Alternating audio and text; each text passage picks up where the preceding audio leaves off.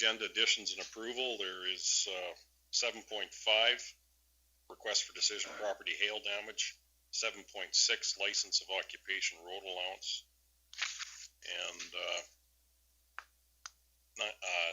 memo Bayview Street Extension, page 50 is an addition, and the consent agenda items is Tom Jarman gravel pit complaint, page 56. Is there any other additions? Councillor Nixon? I'd like to add discussion on road use agreement to in camera, if I could, please. I don't know where that would be, Andrew, but it's just because there's some people to be named, so or companies. That might actually fall under one of our in-camera items that we added there, 13.2. We've got an investigation that involves road use agreements as well, so that's it there. Addition to 13.2. Any other additions? Councillor Gender?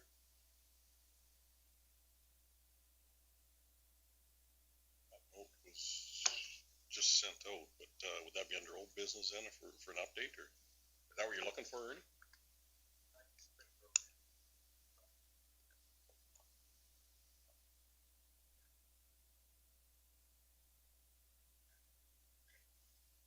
.3, probably 3. Okay. 6.3 under council's request for information. Hello.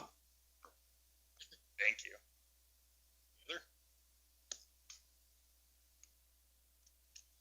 Councillor Stillberg? I'll move the agenda with the additions. All in favor? Carried.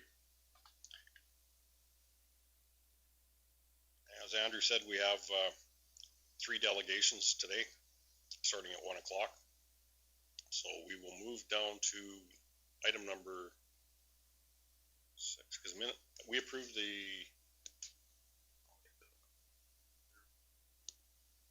okay. Thank you.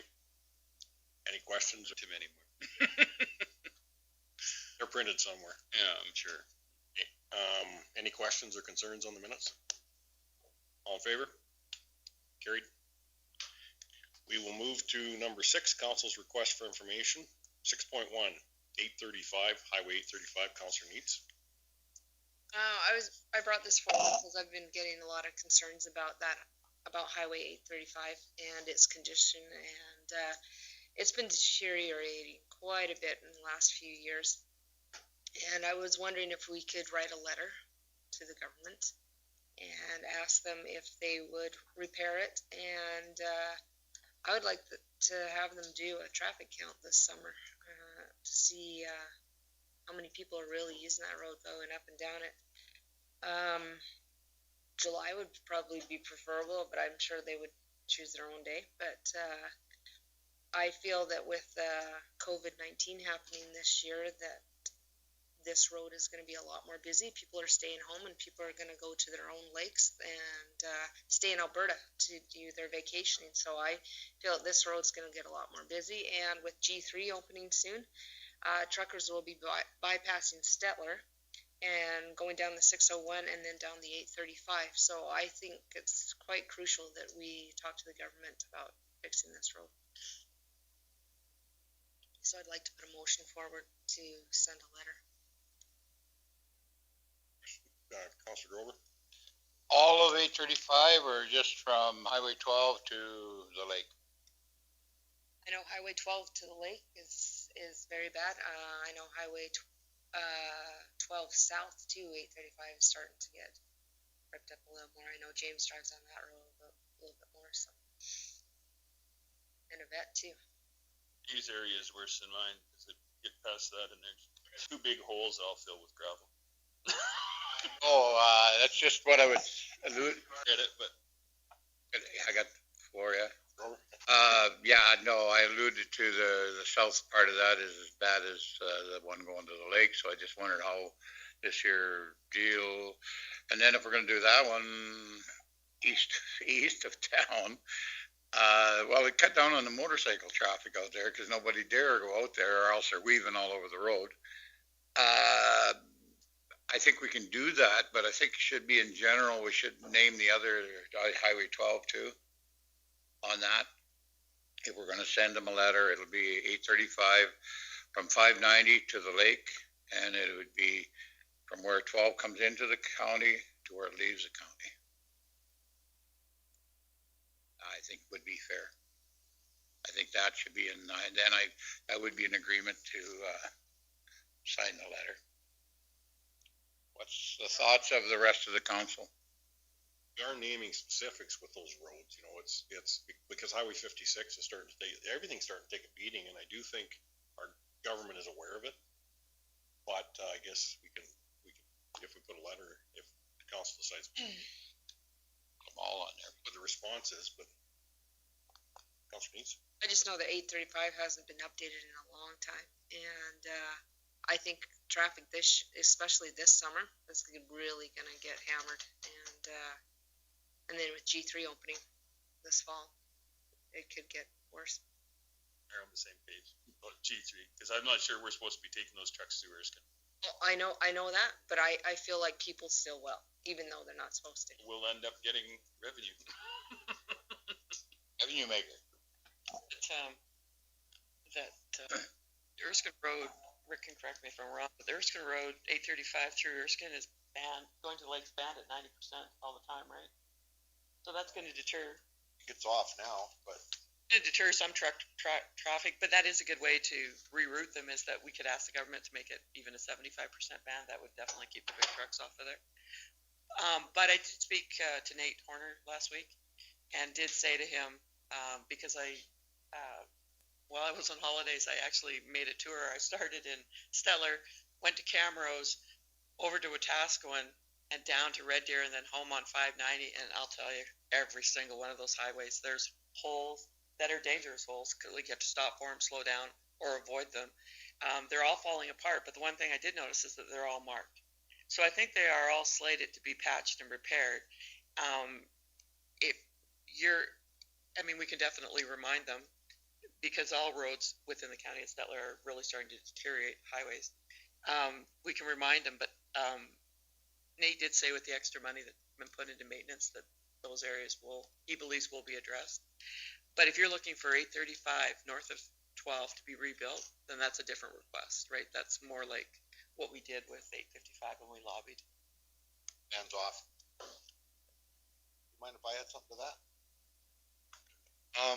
Back when I used to do highways works on a constant basis, the process that they run on the highways involves a full geometric review when you're looking actually at capital work versus maintenance work.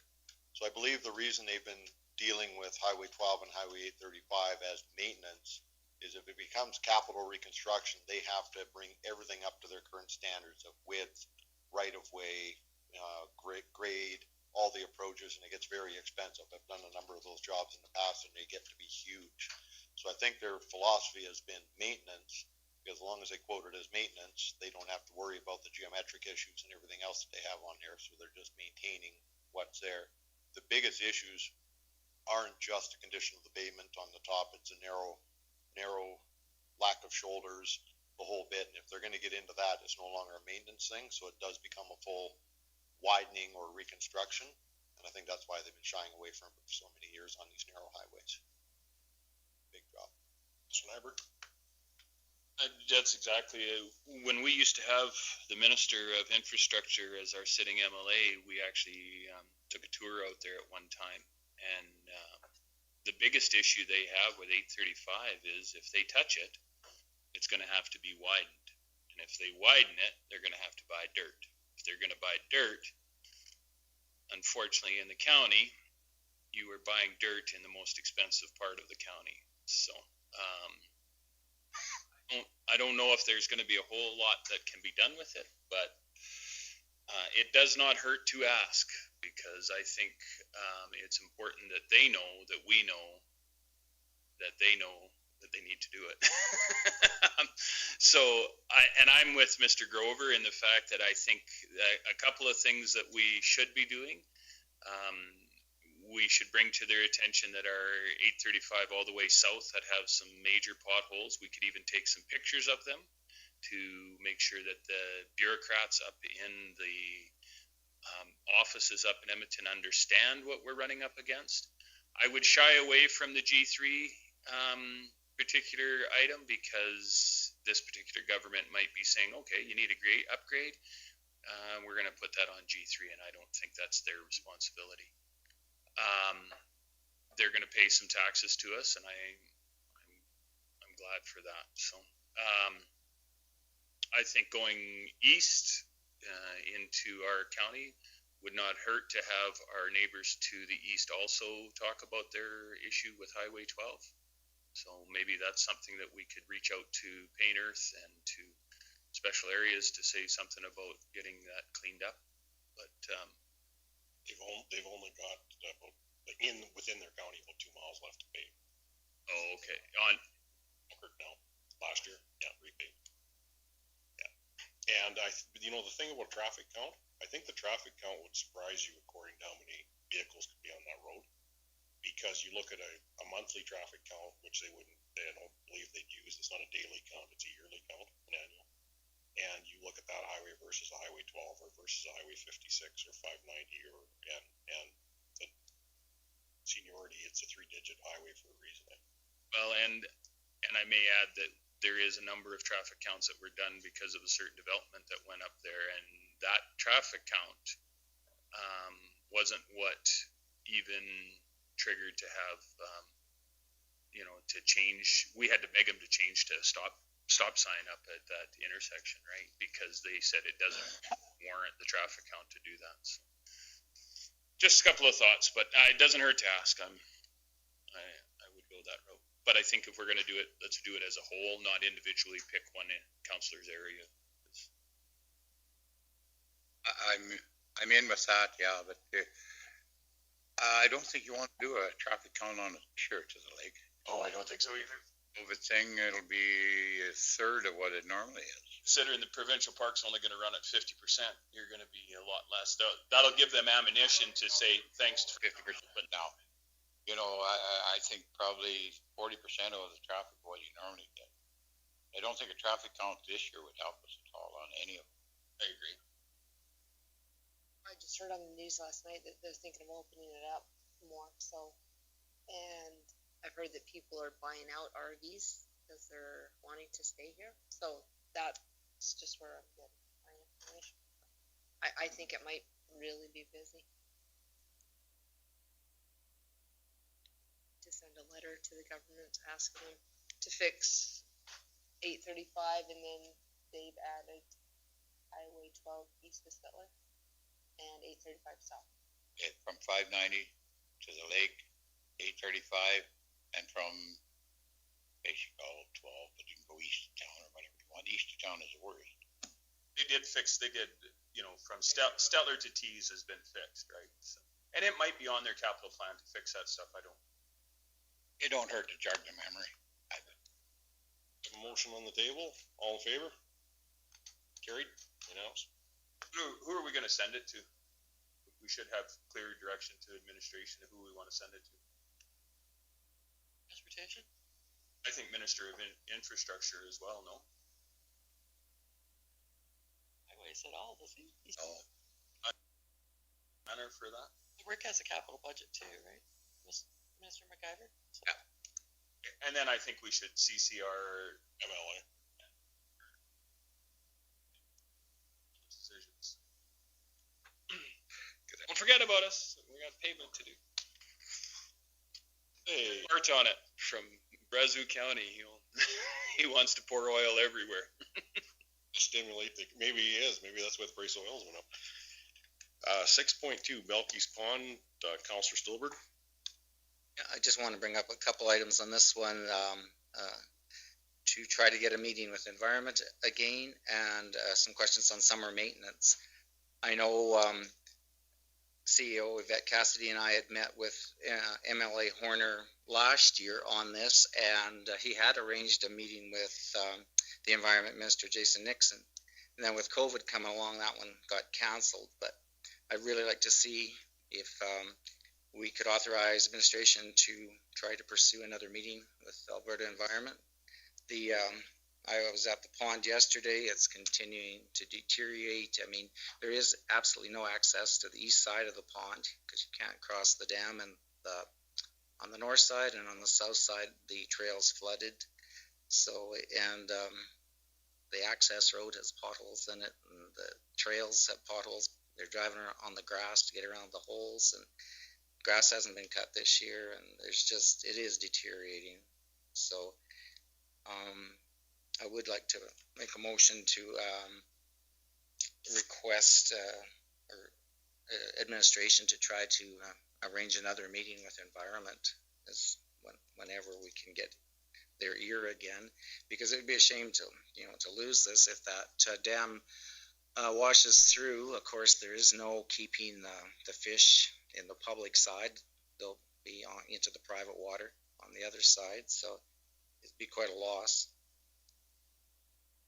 And then I guess, that would be my motion. Then the next part will be a question, I guess, on the maintenance side.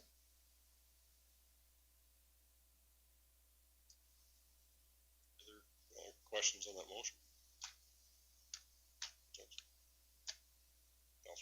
The biggest problem there is that you get an awful lot of runoff from the fields from the north there that go into the private field. And like if this dam gives out on it, we're going to have all these nutrients that are going to flow into Belky's Pond, and it is not going to be adequate for fish life in there. So it's going to be virtually a dead pond. Thank you. And also, I guess when we're talking, if we get a meeting with them, what's happened with Purvis's Pond? Is it turned back over, or is it still being ran by a community group, or? And we're not funding them with operational assistance anymore. I got it. And also, so we had a request from Alberta Environment, was it Alberta Environment? In Red Deer, maybe it was Transportation, about, doing the maintenance on Belky's Pond and Purvis's Pond. We hadn't had any word on any summer grants for students, and we had not, because of budget constraints and COVID, not brought back any of our seasonal employees. So the way we approached it was, the answer is basically we don't have the staff to handle it, but if we're lucky enough and to get some grants that we could hire some students or some extra seasonal workers, we would look at it at that time. Now Rick might have an update. I don't know if they've gotten back to us from that, or do you know anything? Yeah, the last time we heard from them was just before we got approved for the 4 positions that we have. I don't think Quentin's gotten back to them since then. They haven't been pushing, but they were looking for other alternatives to do the maintenance out there. Their biggest concern was less about the grass and more about getting garbage picked up, so.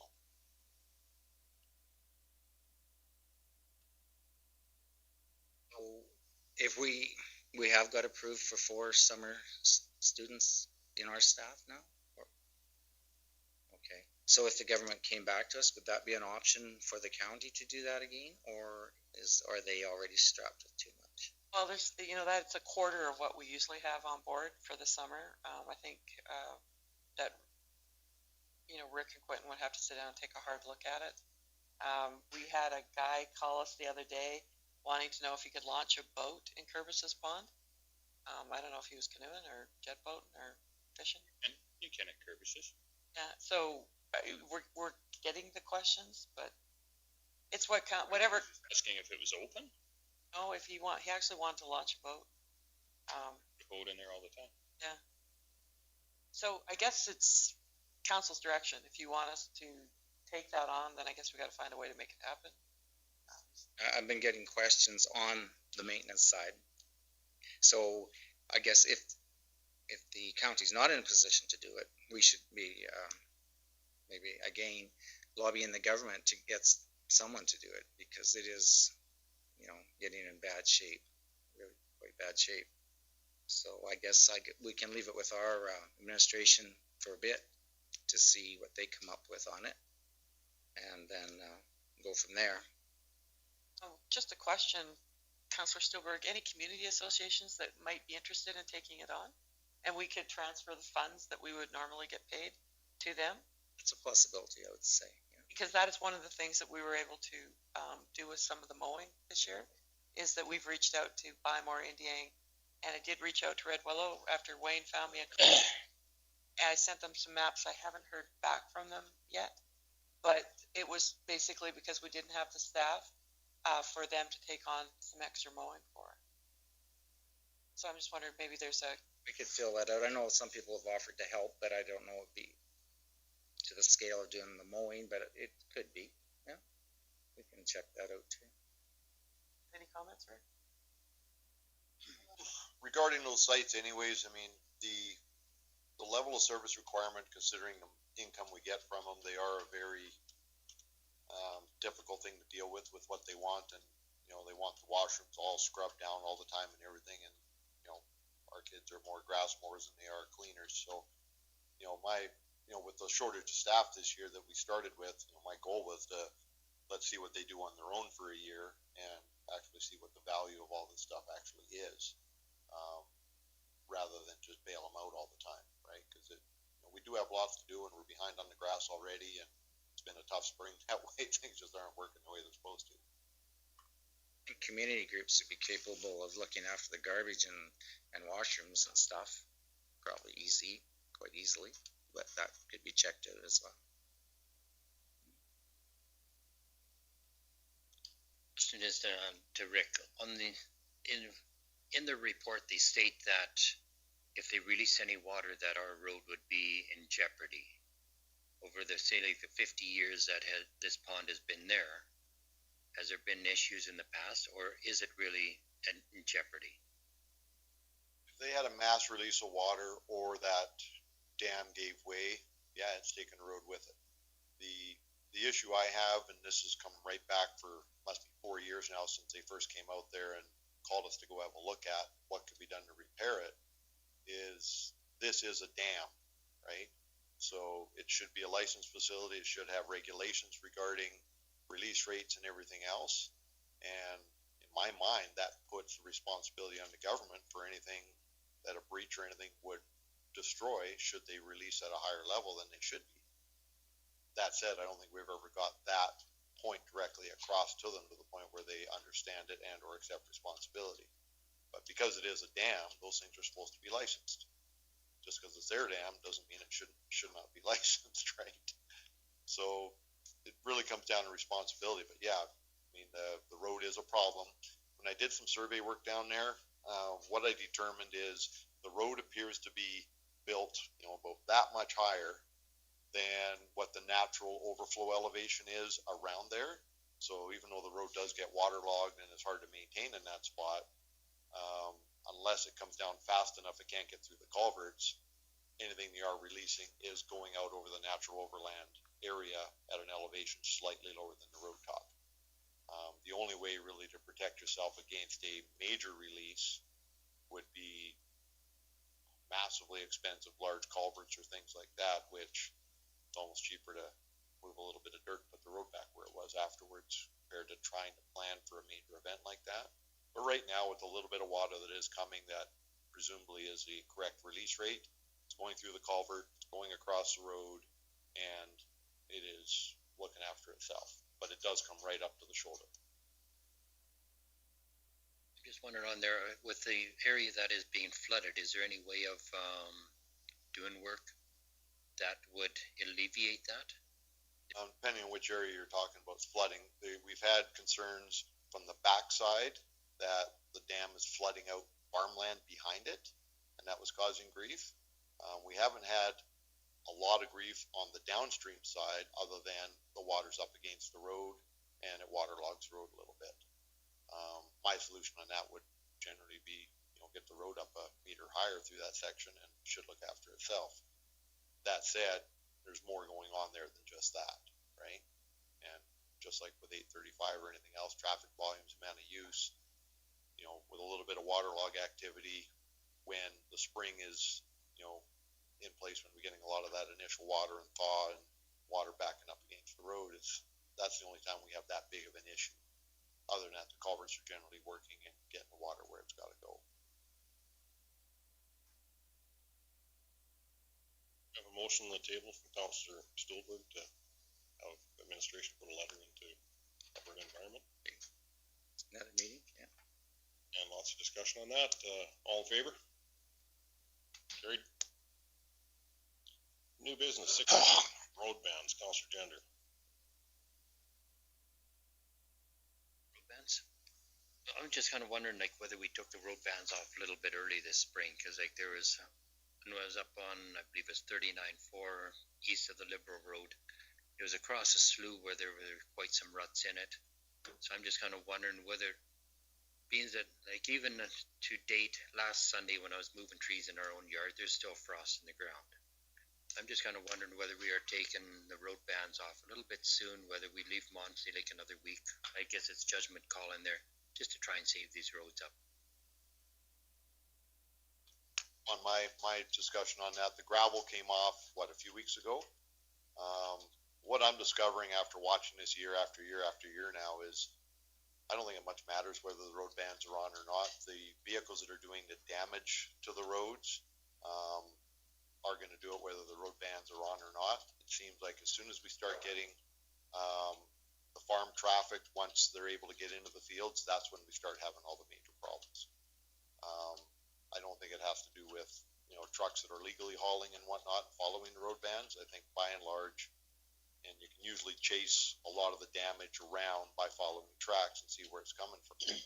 It's guys that are going to do it regardless. So I don't think the bans themselves are effective on the people that are doing the damage. Personally, that's the way I see it. I've gone out and followed tracks and done everything I could to try and figure out where stuff's coming from, and it generally appears to be once the agricultural activities start in the spring, we have problems with the roads amplified from what they were, if that makes any sense. Mr. Stolberg? Just further to what Rick has said, I think there's some key spots, just small spots on certain roads that just the construction and the composition of the road, I mean, they're going to pound out for weeks and weeks and weeks beyond when it's really practical or feasible to have a road ban. So, I mean, a road ban can't catch or fix everything either, and it's not practical to keep them on that long for those like a few small areas because they're just the way they are. We have an announcement this year that work was critical, so agriculture could. Mm-hmm. Yeah. Councilor Nyberg? Just if I could, just to clarify what Rick was saying, like, what do you do? What makes your decisions when you're putting road bans on or not taking them off? Like, do you go out and do you core the road? Do you take a grader down it? Or do you just go, everybody's on, everybody's off? Because I know you do select certain roads. I've got certain roads that I check all the time, and they're sort of the heavy offenders that I know are full of goo in the middle, whether it's a wet silt or topsoil or whatever, and we watch those 38-4, the full-time banned road across. That's one of the ones we watch. You can actually start seeing when the topsoil starts oozing up. It tells you where the frost is and whatnot. It will stabilize over time.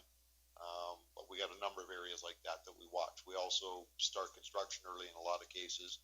Last year, for instance, we got into the Tower Road north of 601 really early. Went up there and drilled a hole with the truck and couldn't find any frost in the road at all. Okay, send the scraper up there. Let's go. This year we were down on the Scholar Road fairly early.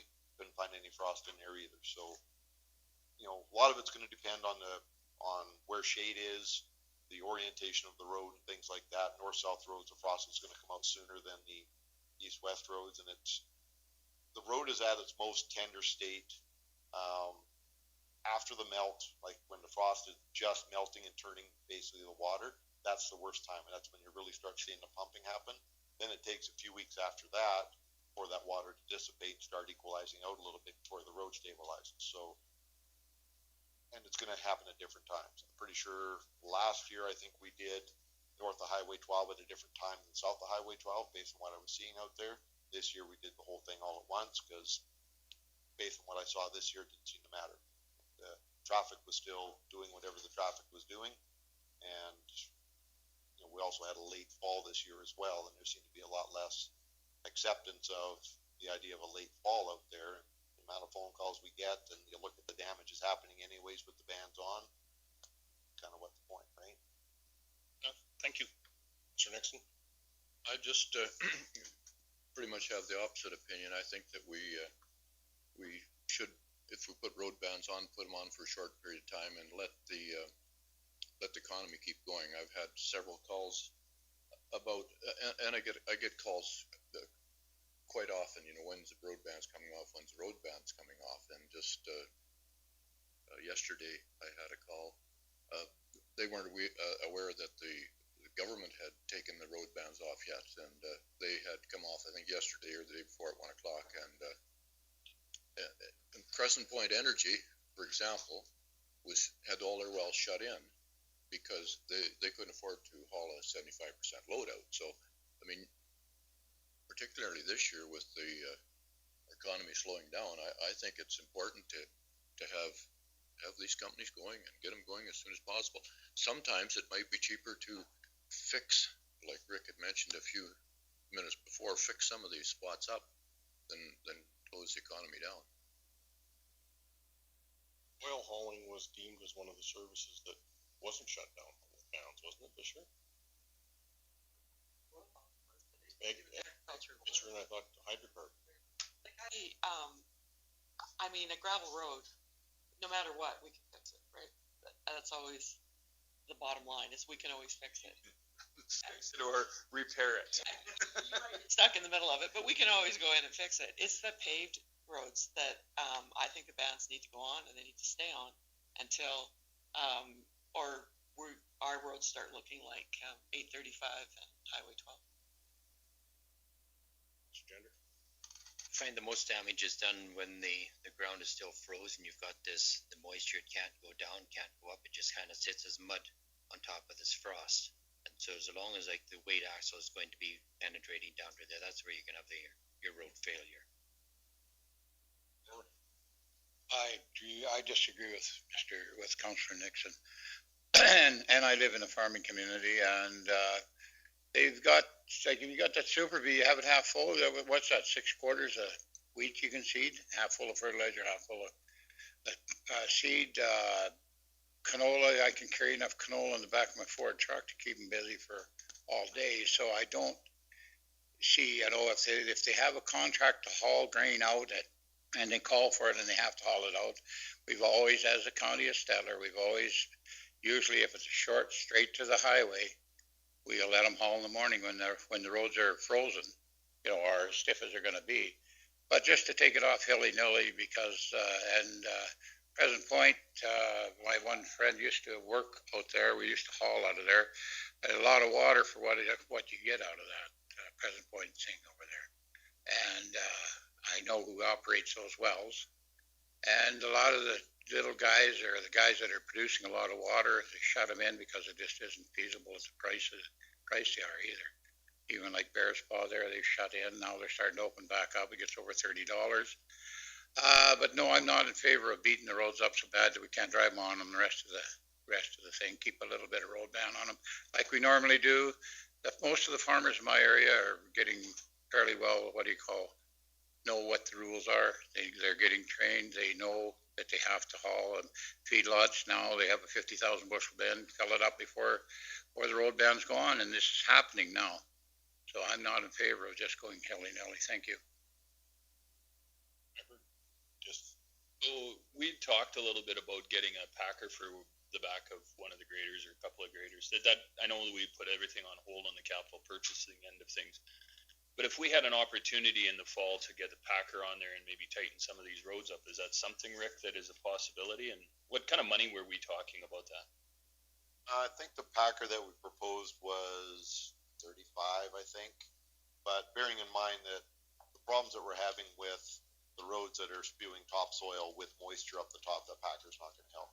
It's going to help tighten up washboard intersections, specific maintenance areas that we have those kind of grief. But when a road's packed full of moisture and basically snot down there, you have to let it sit and have that water dissipate, preferably with less traffic on it, because the more loading you put on it, the more water it draws up. When the water comes up, it brings all the nasty stuff up with it.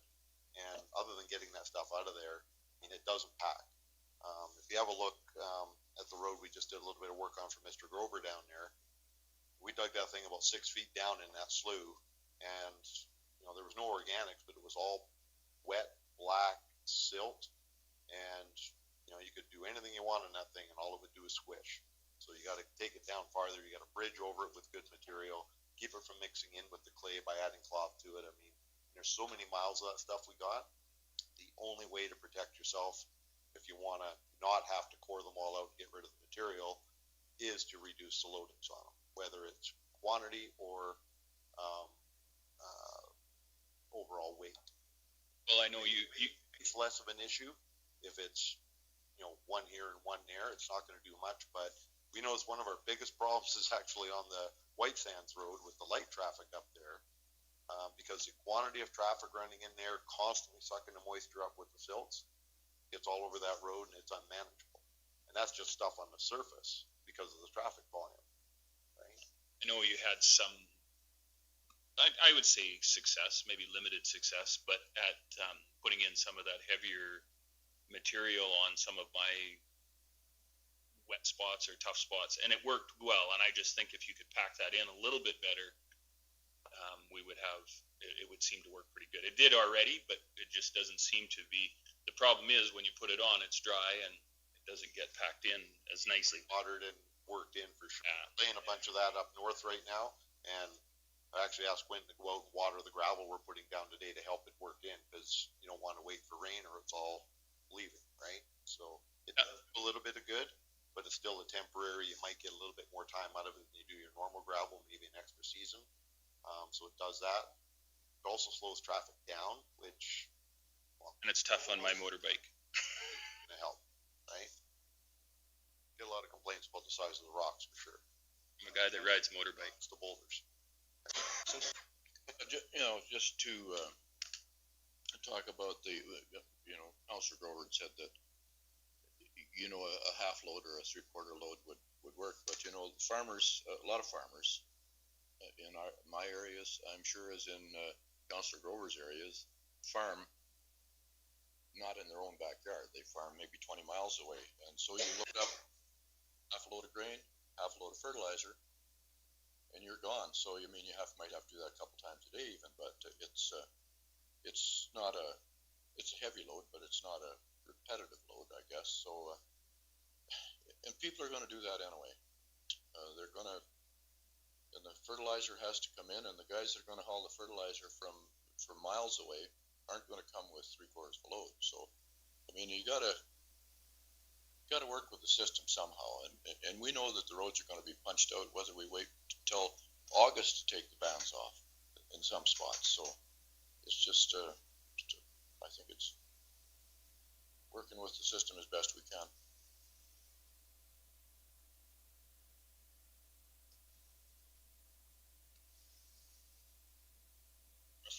So you receive information on that. Or any direction? Is there anything you want us to come back with, or?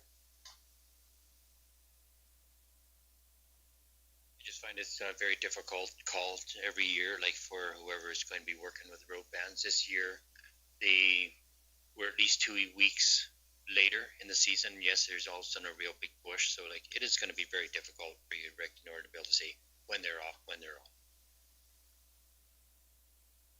Break the place into probably 6 different areas and still not get it right. Just release them in different areas. Absolutely. The 12 and south of 12 seem to help a little bit. Just how things come out. South is usually out first, right? But it is tough, and you look at what's going on with the roads, and what you have to do to fix them is get rid of all the bad material in it. And there's so many kilometers of road with bad material in it that it's a daunting task to even think about. So. These roads were built back in the 30s, 40s. Everything was thrown into them. A 5-ton truck was a huge truck. We're now running 60-ton trucks on what was built there. So it is a very difficult one, but I do thank you. Good discussion, and if we go into 7.1 of our new business, it's request for decision, Range Road 21-2 resurfacing, so it's kind of part of that conversation. 9 of the package.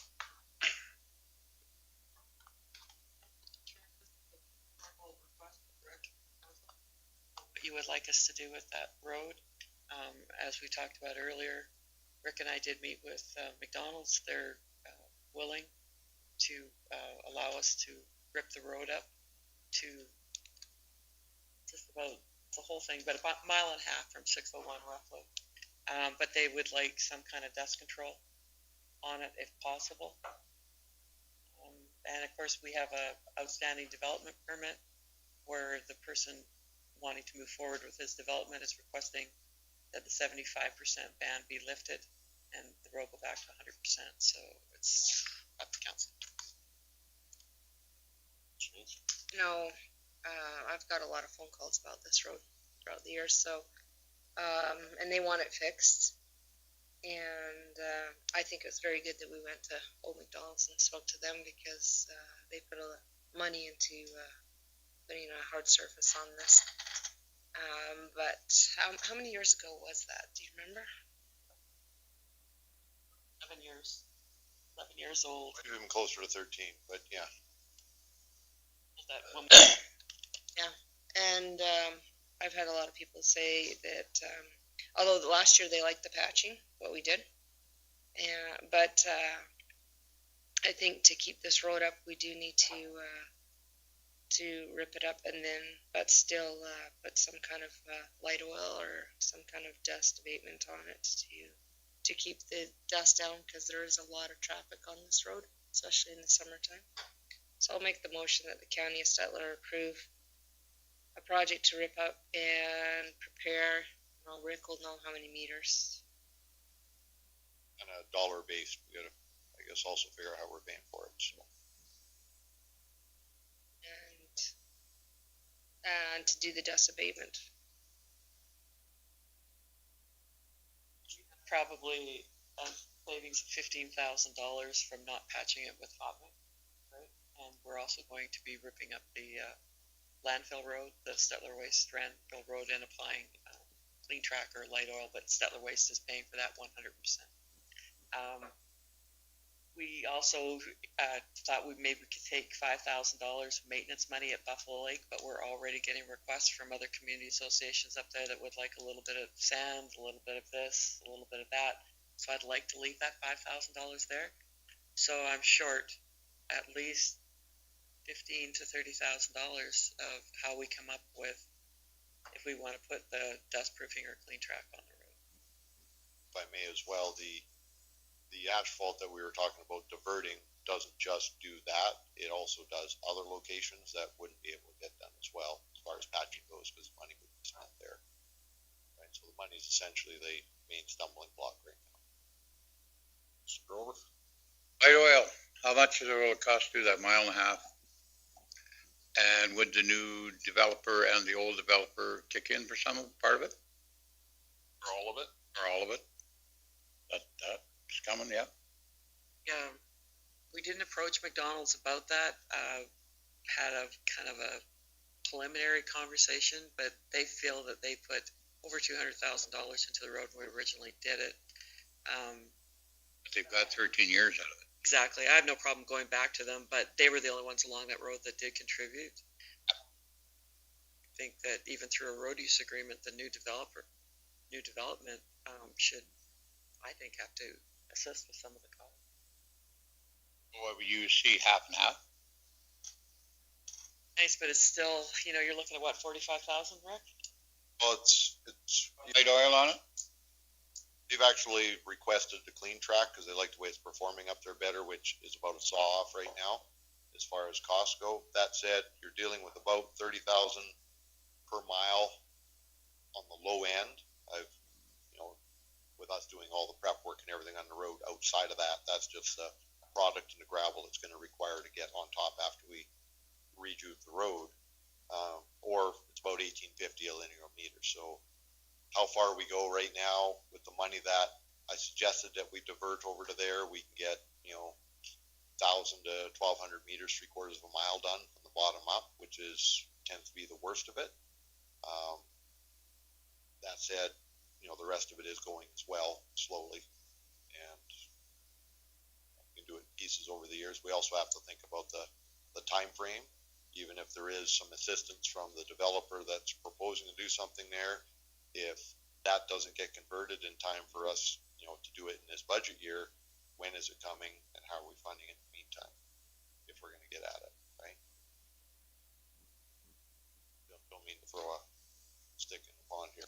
When we talk to the two developers, which I think we have to do, I would like to know if they would each be in for half of it. It's benefiting both of them. One guy is in business to make money and the other guy's in business to make money. So would they pick up the costs on it? Maybe the county lets them pay it back over 3 years, something like that. I have no problem with that. But I don't know. In where the gravel is getting hauled now, we're not doing any more dust controls in front of there, and they beat the bejesus out of the road in front of them. And if they want dust control, they're going to have to pay for it now, right? Right, or with the road use agreement, the whoever's hauling on that road, putting the dust, they have to. I'm saying, who's using the road has to pay for it. In my area, I don't know why it'd be any different up there. If they're going to use it, you got the new developer, perfect time to get payment for dust control. And the other ones, they want dust control because they don't want them campers being pulled down the gravel road. And how total is, what did you say, 45,000? 45,000 and a half. We could convert or divert what, 15,000? Depends on how much you're doing. If you're looking at the whole 2 miles, it's about $60,000. If you're doing something less than that, cost per lineal meter for the application.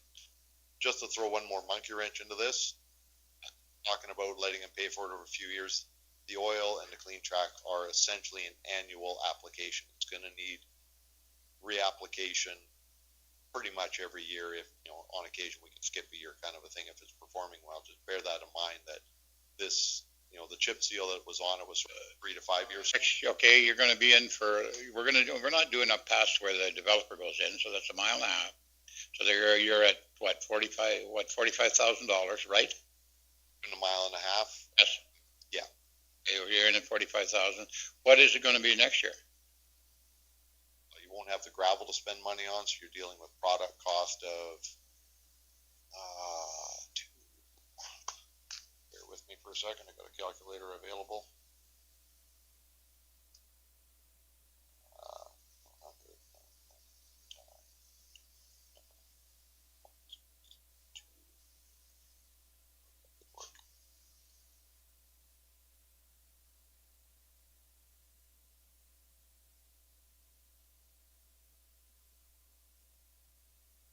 $28,000 a year to maintain that 1.5 miles, with the potential of being able to skip it a year or so here and there if it does well.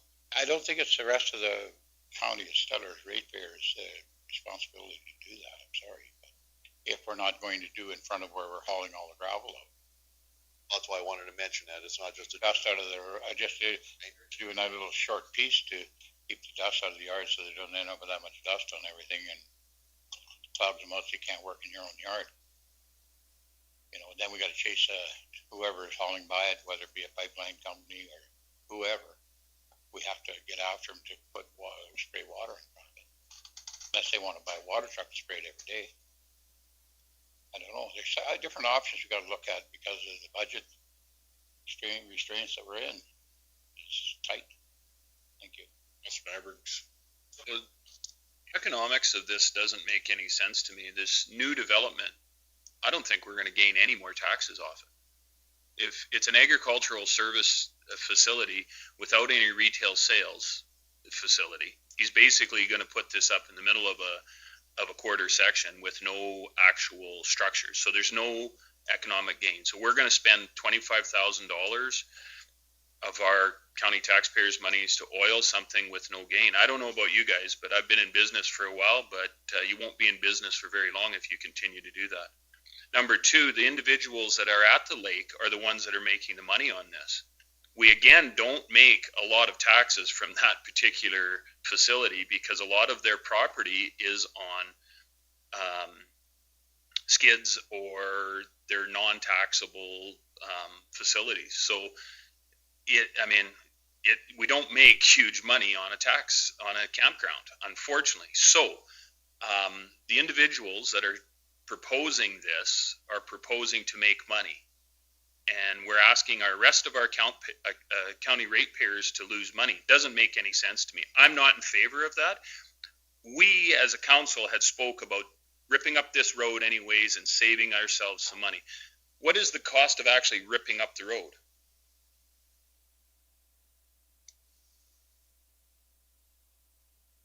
project perspective, you're dealing with the fuel, wages, equipment and all that type of stuff.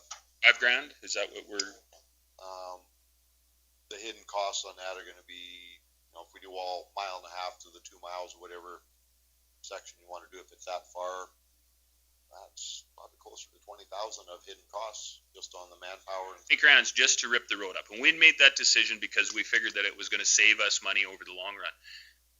We have two issues that we're dealing with, the oil and ripping up the road. I'm in favor of ripping up the road and saving. The oil comes later, and I honestly believe that that should come from the two individual ratepayers in an application. And if they say they want oil on there, they bring us an application just like everybody else in the county, and we will give them an actual cost, not this thumbnail stuff, because that thumbnail stuff doesn't do anything for council. I mean, we can sit here and say that, oh, it might be this and it might be that, and Rick's pretty good at calculating, and he usually overcalculates, which I give him credit for. But they come in with an application like every other ratepayer in the county of Stettler. If it's too much, they can make application to us and say, listen, I would like some cost share with it. And then we make the decision at that time. This doesn't make any sense to me on us putting money into it to pay for dust control up at the lake. Just, two questions. Would the traffic created by each development be equal to warrant a 50-50 split? And also, the material, once it's ripped up and incorporated back into the surface of the road, as dust abatement at all? Because I know on the Gadsby-Weimar Road, when that was turned back into gravel, it seemed to make it really quite solid and less dust. We get some value out of the material that's there for sure, but we do have to re-gravel it. So the new gravel is going to bring some dust in it. That was my question too, through Rick. If you'd get some value, because I know the dust proofing that was in front of the various farms around the country, they had dust proofing after that was broke up and worked back into the road again. So I was hoping that, maybe the first year, maybe 2 years, we would have to do nothing. Yeah, I think in most of those applications, we didn't re-gravel over top of them. So the new gravel is what's going to create the bulk of the dust. Once we get the road all reset, it's going to be very, very dust-free for a while. But once you add the gravel to it, that's, quite honestly, I think we could probably get away without adding a lot of gravel to it. But I'm not the fellow from the city with the trailer all the time trying to get up there in the rain. That might need gravel to stick to the road. So. Also needs. My concern is it's not just those two developers that are going to be using the road. We already have Scenic Sands. They use that road too to get to their development. So that's another community too that's using that road. And I'm sure we'll get that back from the two developers if we ask them to oil the road. My other concern is the safety of the dust. You get a lot of people going up and down that road, and you have a lot of dust on a dry, hot summer day. We will get calls from people saying it's not safe. The dust is blocking my view. I couldn't see somebody coming the other way. So I am concerned about that. If we want to hold off on the oiling and talk to developers and figure out a different way, I wonder if we should hold off on ripping up the road yet till we get that all decided. Because I understand the cost is quite a bit for the county. So if we want to hold off a bit on ripping up the road until we figure out how we're going to maintain and keep the safety of the road. Because I do know with the other community living up there too, we'll get that from our developers. I've got a comment too. It's just the fact that you do talk about safety, and that road has been deemed as being unsafe. And unless we put a bunch of money into patching it, we're going to be into that situation.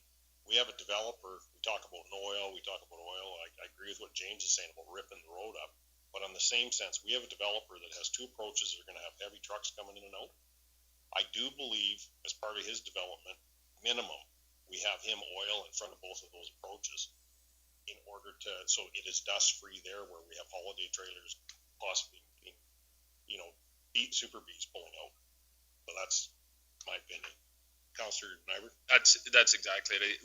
Just what I was gonna say, Mr. Clark, is same thing is we can't sit here and navel gaze. We have to make a decision. Either we're gonna rip it up or we're gonna put some money into fixing this road soon, because the campaign season is upon us, and so is the repair season. So either we rip this road up and give a direction, because we're going to be a month away before we sit again. So they need a direction whether they're going to rip the road up or they're going to patch it up.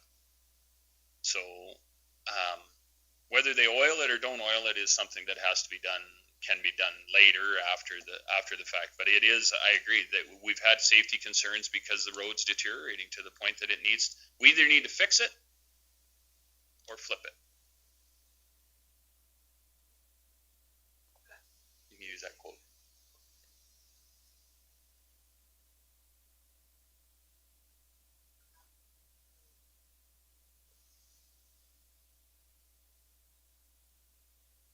Address chip sealing that road. Old McDonald's used to go out quite a bit and water down that road to keep the dust down. Perhaps that's something that they may have to look at again during the summer months, especially on a Friday or Saturday when they know that they've got an influx of trailers. And the developer, you make it a condition, and I agree with Larry. You have the oil on those two approaches. That's going to keep the dust down so you can see the trucks turning in and out, regardless if it's one truck or 50 trucks.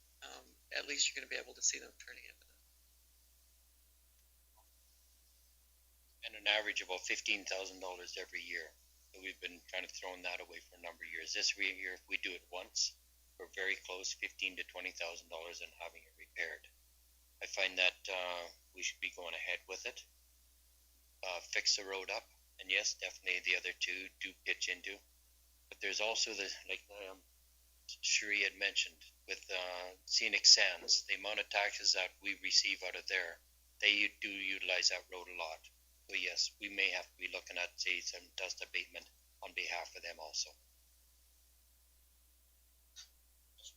I know Rick had a comment when I was talking, so I want to hear his. Yeah, my primary concern is on how to maintain the road safe, and with the amount of potholes and things that come up over the course of the summer, and even the skin patch we put over top, and the speed that people travel up there with their trailers on the back and whatnot, that's the biggest issue. We could probably leave that road for this year, do a little bit of light patching on it if there's a will for that, and try and cripple it along like we have been. But it doesn't alleviate the safety issues of speed on that thing, and that surface creates a speed. If we return it back to gravel, and I'm not advocating one way or the other, that's going to slow traffic down on its own, or at least it should, because the road's going to be completely different, and the road will be able to be maintained safely. Once you put a surface of any kind, whether it's the oil or a clean track or anything, it's going to increase the speed, which is also increasing the danger. So, but balancing out the ability to see what's coming down the road, not in a dust storm versus speed, you've got problems either way. My biggest concern is how to maintain the road in a safe condition. We could possibly look at speed limits, but speed limits don't do us any good without enforcement, and we also can't just lay all that on enforcement, because they can't spend all their time up there writing tickets either, because the question gets very complicated, right? Maintaining it safely. Introducing gravel and dust is a safety issue as well. That said, leaving it alone and doing nothing is a safety issue. Which one's worse, right? If you travel appropriately and at a slow speed in the dust, right, you don't create as much dust, you can get up the road nice and safe. Speed, I think, is the biggest issue. How we deal with that, regardless of how we maintain the road, is what's going to be the success of this.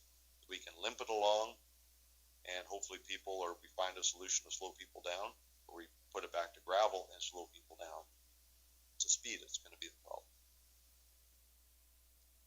How much would it cost to limp it this year until we find a solution? Probably not a lot of product costs anywhere, because I'd probably go in here and start ripping things up with the graders a little bit and just tickling the top and trying to smooth things out a little bit. So manpower and grader time, maybe a little bit of cold mix here and there if the pothole's too big to deal with or something like that. You're still dealing with hidden costs because they're part of our regular maintenance operations that aren't attributed to cash out of hand in that budget area. So, easily we could probably be looking at a cost of, $4,000 or $5,000 to limp it along each year if we take a lot of what we've been doing out of it, which is the expensive asphalt, and just try and smooth things out with the grader and some sand big blades or something. Right? But anything we do costs money, and even the societal costs of where the risks come from and the dangers, whether it's dust or whether it's a bumpy road and things like that, all those things have a cost one way or the other. Just a quick to add to that, that solution would still have the 75% ban, though. And that means that MPC can't effectively authorize the applied for development there that has indicated he can't haul or can't make his business work with a 75% ban. So that's the other.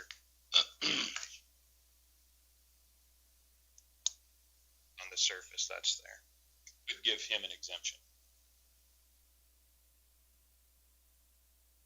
You could have, the local traffic could have the exemption, right? In the development permit, you could actually give the exemption to them. Council would actually have to. Yeah, but we would make it a condition and council would have to agree to it. One of the biggest problems we've got there is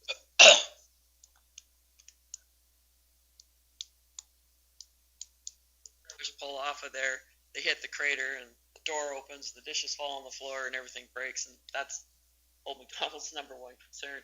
590 and 835. Why couldn't we look at a speed reduction like that? The speed does a lot for eliminating dust and eliminating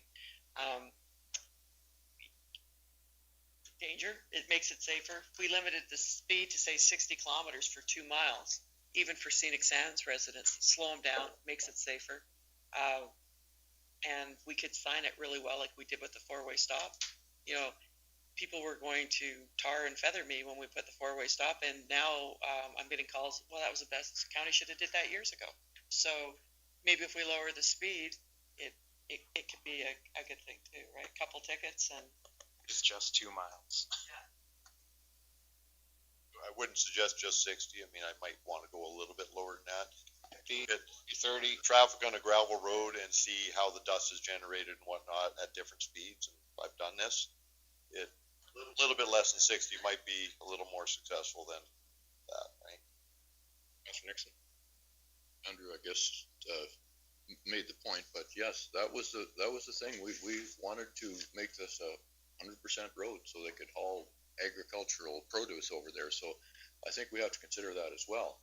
And in my opinion, we need to start immediately. Get things moving. My concern is if we let the developer have his own permit to drive the heavy trucks on this road and we try and limp it along, that it'll just rip up the road even worse. So I'll change my motion. I'll keep it that we rip up the road this year because we do have a lot of complaints and I feel like we might get more if we just keep the road as it is and just patch holes. And I'll take off the oil, but I do want that discussion had with both developers and with the county to try and figure out how to abate the dust as well as we can because I am concerned about the safety on that road. A lot of people do go up and down that road. Would Councillor Neitz consider a friendly amendment to also add reduced speed on that 2 miles? Okay. I think we should actually have that as a separate. You think that should be separate? Oh, okay. Let's split the motions. Let's keep. Mr. Grover? Are we dealing with where he's got it? Okay, we're going to rip it up, but also I'd like to still see the dust control in front of where he turns off that. So that will come through the MPC. That will be part of the construction of the development. We can't make him do that here. But as a part of the development permit through the MPC, we can say that his 2 approaches will have to have X amount of dust abatement from point A to point B, and that'll be part of that development permit. That's what I was bringing up. That when it comes time to do that, he has to do that because you get in a dust storm and you got a semi pulling off. Nobody wants to run into the back one. Clarification, what length of the road? Are you talking the 1.5 miles or the full 2 miles or something else? To rip it up? I'd go the full 2 miles, get it done, because the other part's gonna deteriorate anyways, so. And To the other intersection? it's just, then it's consistent, people aren't driving and then not driving.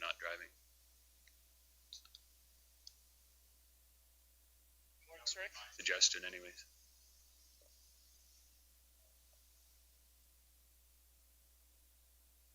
Northern part of the road, we can probably scooch along with for another year because it's less of an issue. Although it is deteriorating. So it's easier for me to do the whole thing all at once rather than plan to go back at it a couple of times. But at the same time, I can just, probably want to turn my phone off now. So.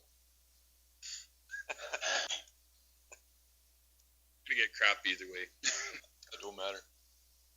Well, we have a motion on the table That's to do it all, to do the full 2 miles. 1.5 miles. Well, cause it's, Voting for 2 miles. if the road's good on the northern side, I think we leave it. Okay, but then are you gonna leave a 75% ban on a quarter of a mile? Half a mile, whatever it is. Yeah, cause they can come up on the south side if they need to. So, I mean, unfortunately, where I see there being a problem, this individual may not be the only one using that road for a banned surface. If they see that it's not, you drive down there with a B train, get there, oh crap, there's a half a mile of banned surface. Now, I either make the decision to drive over it unbanned, or I try and turn my B train around on that road. I'm not so sure that's going to be such a great idea. A section of banned road in the middle of a traffic roadway makes no sense to me. I mean, you're just, from a trucking standpoint, you are asking for people to break the law. Right, Mr. Gender? Yeah, I'm sorry. It makes no sense. To me, common sense doesn't dictate. You take it off, the ban's off, and then if you do that, it's going to deteriorate right away anyways, so whatever. Scroller? I think we should leave it on, leave that last half mile, we get another year out of it, it's 1 year that we don't have to dust control anything. And it doesn't cost any more to rip it up next year than it does this year. And you can set it down that, if you want to, they can turn into Dale's yard and turn around if they want. But, no, we're making it so that this guy can do business. And I think that does that. North of that, those other guys can all go the other way. I have no problem with leaving. I like to see that half mile left, at least for this summer, and rip it up next year. I have a question to Rick. Do we not have some of this hard surface going a little bit west too when you hit 40-2? Yeah, the same East. material was done to the campground, so that half mile. Right. And doesn't it go a little bit east too? Just the intersection area. Most of the stuff on the east side's pretty much lost already. But the center of the intersection is done. The intersection was included in the project.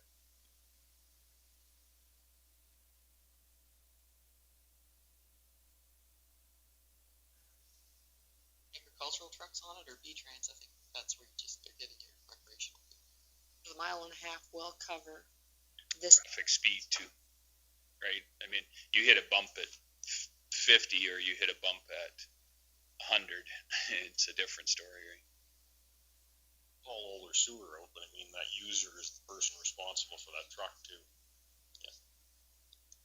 Councilor Gender?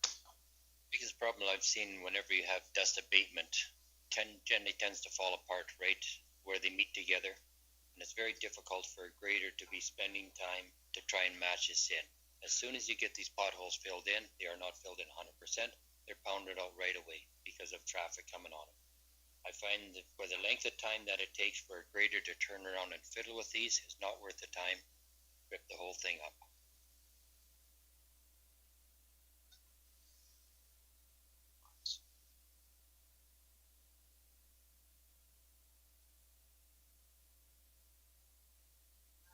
We'll go the whole 2 miles then. Any questions, concerns? All in favor? Opposed? Grover and Clark were opposed.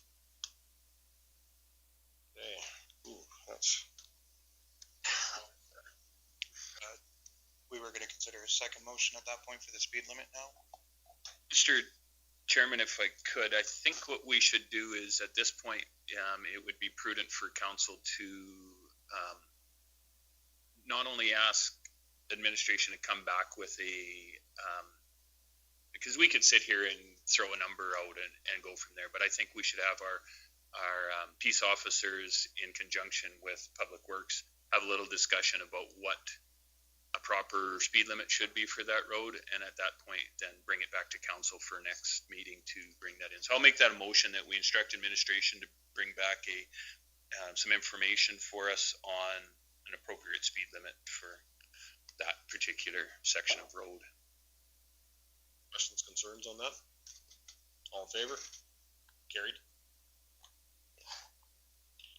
That works for me. Okay.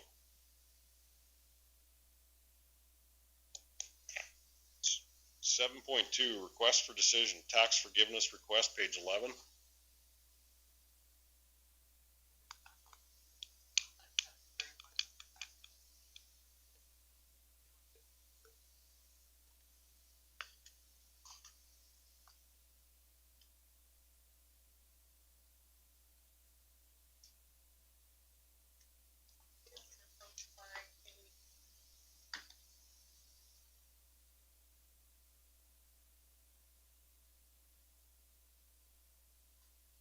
Good morning. We have been approached by an oil company that is requesting some forgiveness in taxes during this challenging time.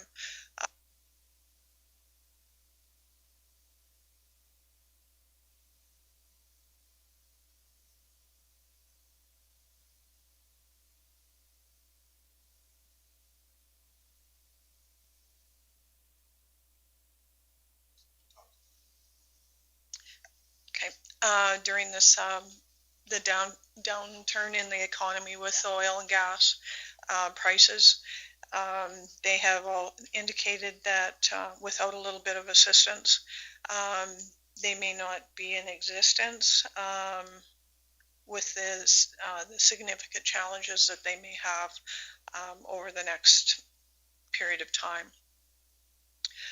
They have requested a 25% reduction in their taxes this year. So I've made 4 recommendations. One where we would forgive the 25% on the 2 roll numbers that they have, which would amount to approximately $451. And this cancellation would only come from the municipal portion of their taxes, therefore would allow all of the transfers and other requisitions to be paid in full that we have to pay out.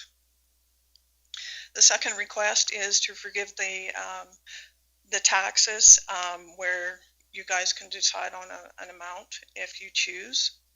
The third one would be where the county would defer the $451 to the 2020 taxes for the 2 roll numbers. Again, all 3 of these recommendations would be with the municipal portion of the taxes. The fourth one is where we would deny the tax forgiveness request. And as with the province, with the economic hardship with COVID, the oil and gas as Mrs. Cassidy has said, this is probably only one of many that we may receive.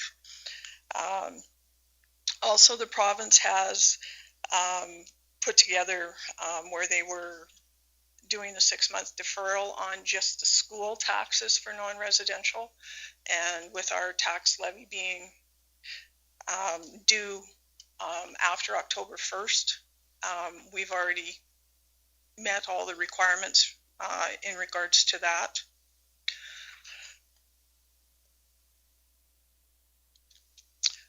With the budget, 2020 budget with council and administration, you guys have worked hard to make these cuts down to a 0% increase. And it totals approximately 11%, which you've already taken out of the budget for taxes. So I guess in consideration of the 25% reduction in the taxes, if we were to do it for everyone that is a non-residential ratepayer, it could be up to $1.5 million that if we were to forgive that amount to everyone.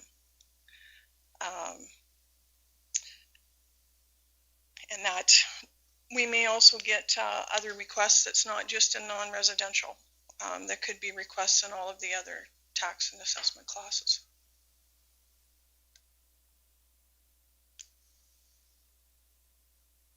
It's already received the 35% Shell gas tax, right? I didn't look that up. Oh, that's okay.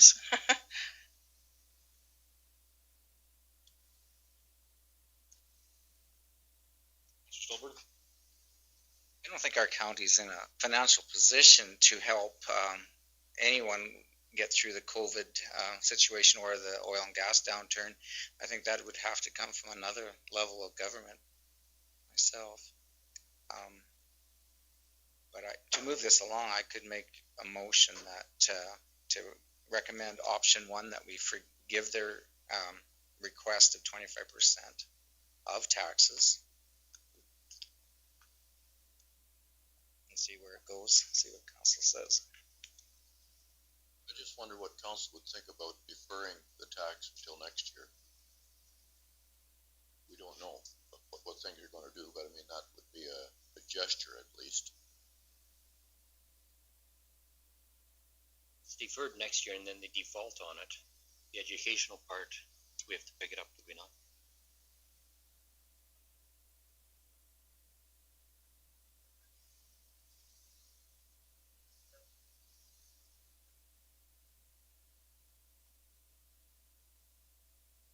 Just to clarify, this is our 2019 taxes, but to be paid in 2020. Is that what I'm understanding here? Okay. So they got the 35% back. Okay. Just, Mr. Chairman, my train of thought is considering the alternative. The company goes broke. We're SOL. So, I don't think it matters what we do with it.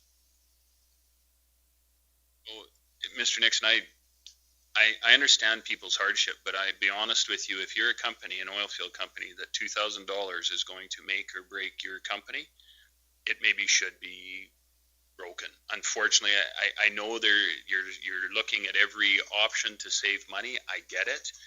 They have received some, and people need to realize that of the total tax burden by the Canadian taxpayers, 8% is your municipality. The provincial government takes a hell of a lot more money out of these guys' pocket, and the federal government takes a hell of a lot more money out of these guys' pocket. So at that end, we're not the bad guys. We're really doing a hell of a lot. For 8% of your tax dollars, we do a lot of work. So I would like to know if this oil company has hit up the federal government and done all those other things that are out there, right? And I know there's been some incentive programs out there, but at some point, we either bend or break. And if I would rather, if it happens, it happens. I don't want to put us in jeopardy. We've done our part by cutting 11%, basically. Well, we have, Mr. Chairman, I guess we have, but also we've had a lot of companies that go bankrupt and cost us millions of dollars. So, I mean, if it wasn't this, it would be something else that would have made them go bankrupt. Over the years, we've had a ton of businesses go bankrupt, and I can name you a half a dozen off the top of my head right now. Absolutely, but the oil companies that go bankrupt, Mr. Chairman, are big businesses. It costs the county a lot of dollars. And I looked at the numbers too, like $450. I mean, that's not much. It's the start of a steady drip. It's like if you got an oil drip, don't worry about the oil drip till it stops dripping. As if there's money in there, you're okay. If there's oil in there, you're okay. But as soon as that money runs out, we're in trouble. Councilor Nyberg. My just train of thought, Mr. Chairman, was to, a gesture while you defer it for a year or so. Mr. Grover? Yeah, I'm good. Being that it was my area had most of the Trident, had a lot of the Trident wells in it. Now they're back producing, owned by a different company. If they're going to go under, they're going to go under. I think 4 is the only option that we have to be fair to the rest of our ratepayers in the county of Stettler. Not 25%, not put it off for another year.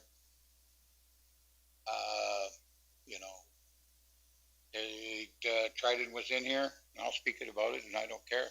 Trident was in here. They wanted 25% off, and they were going to go under. They were already set in a deal to go under. They were just going to save that 25%.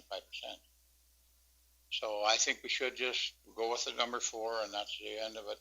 They've had their 35% that they've already got, and like Mr. Nyberg said, you'll get every one of them, and then the ones that are paying it, why wouldn't they come in if they can defer 25%? We have some good oil companies here that are paying all theirs, and what you're going to do now is punish them? I don't think so. There's a half a dozen guys I can name you that are unemployed right now, out of the oil patch. Are we going to give them a 25% reduction on their residential? They're the only breadwinner in their families I don't know. My thought is number 4 also, but we have a motion on the table.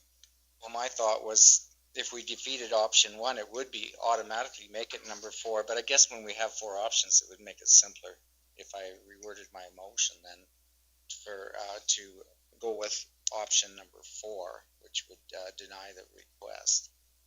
Does that make sense? Or which? So we always talk about not making a negative motion. That's why. So what we can do, I know it's typically been our habit to make a positive motion and defeat it. Council does actually have the option to not make a motion. Yeah. Yeah, or even not make no motion on it. And then you can in the minutes that it was presented. But that's one of the Robert's Rules of Order ways to deny a request. Let's make a decision. What we can do is have him make his, and we just vote it down. That's the end of it. Okay, we have a motion on the table, number 1. And we've had discussion. All in favor? All opposed? Were you in favor or opposed, Councilor Nixon? I wasn't in favor of the motion. I guess I would be opposed, yeah. Okay, so that defeats more. There's no further motions, then you may move on to your next order of business. This letter was interesting in the way that even though that deferral is a hot word that's being used out there right now, especially with taxes, this company did not request a deferral. They asked for an absolute 20%, 25% write-off, which tells me they've looked at their financial situation and they're probably realizing that this is the level of expenses that they can afford. And going forward, I think you'd probably see them back here every year. I think it's probably worth noting too, our 2020 budget had a substantial line for bad debts. Not a lot of municipalities are budgeting that way. Municipal Affairs did commend our finance staff for presenting a budget like that because it's realistic rather than just saying, well, this is the amount of taxes we get every year, bury our head in the sand of the economic situation and budget our expenses as per usual. So we're prepared for these companies to a degree.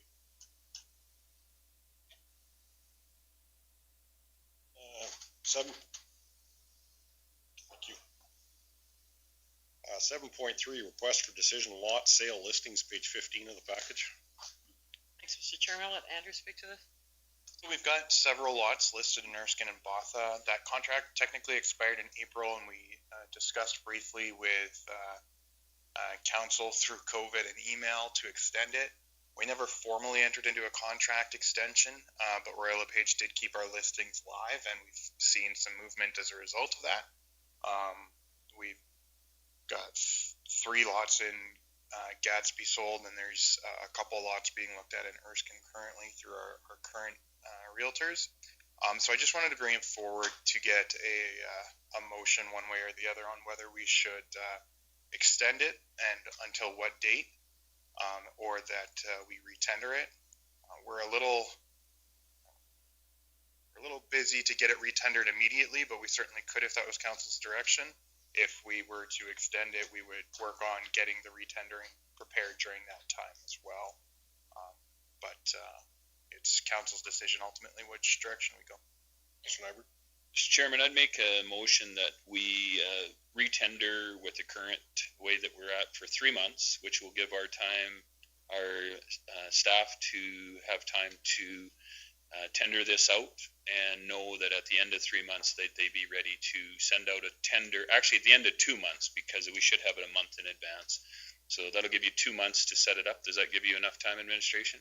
Yeah, I would say that we would probably set the date for the new contract to end to be the council meeting on the 3rd month.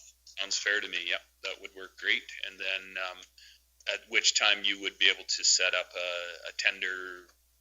Yeah, that would give you a tender time. Okay. Questions, concerns? All in favor? Carried. 7.4, request for decision. Additional named insured Indiang Cemetery Society, page 16 of the package. Chairman, I'll let Lorraine speak to this. Good morning. The Indiang Cemetery Society is a volunteer organization that has been looking after the Indiang Cemetery for many years. Under our present RMA policy, groups need to be incorporated, either society or charitable, to be added as an additional named insured.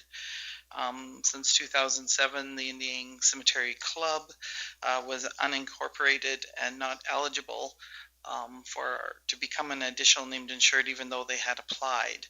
On August 8th, 2019, the Indiang Cemetery Society obtained society status, and they're now eligible to get basic liability coverage under the county as an additional named insured. We currently have 30 additional named insured groups under the county. We also have the Erskine Cemetery currently. So all the premiums would be 100% forwarded to the Indiang Cemetery Society to be paid, so there's no direct additional expenses on behalf of the county with regards to this decision. So it's very common for us to carry additional named insured organizations that are within our borders. So they're looking for some basic liability coverage to help them out.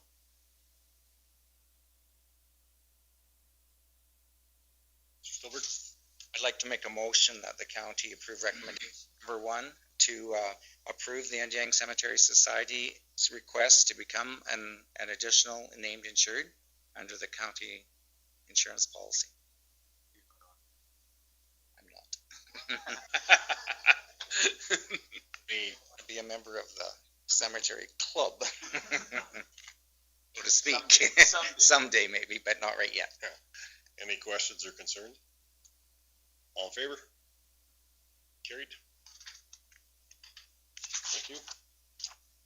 Okay, 7.6, request for decision, license of occupation, road allowance, page 47 of the package.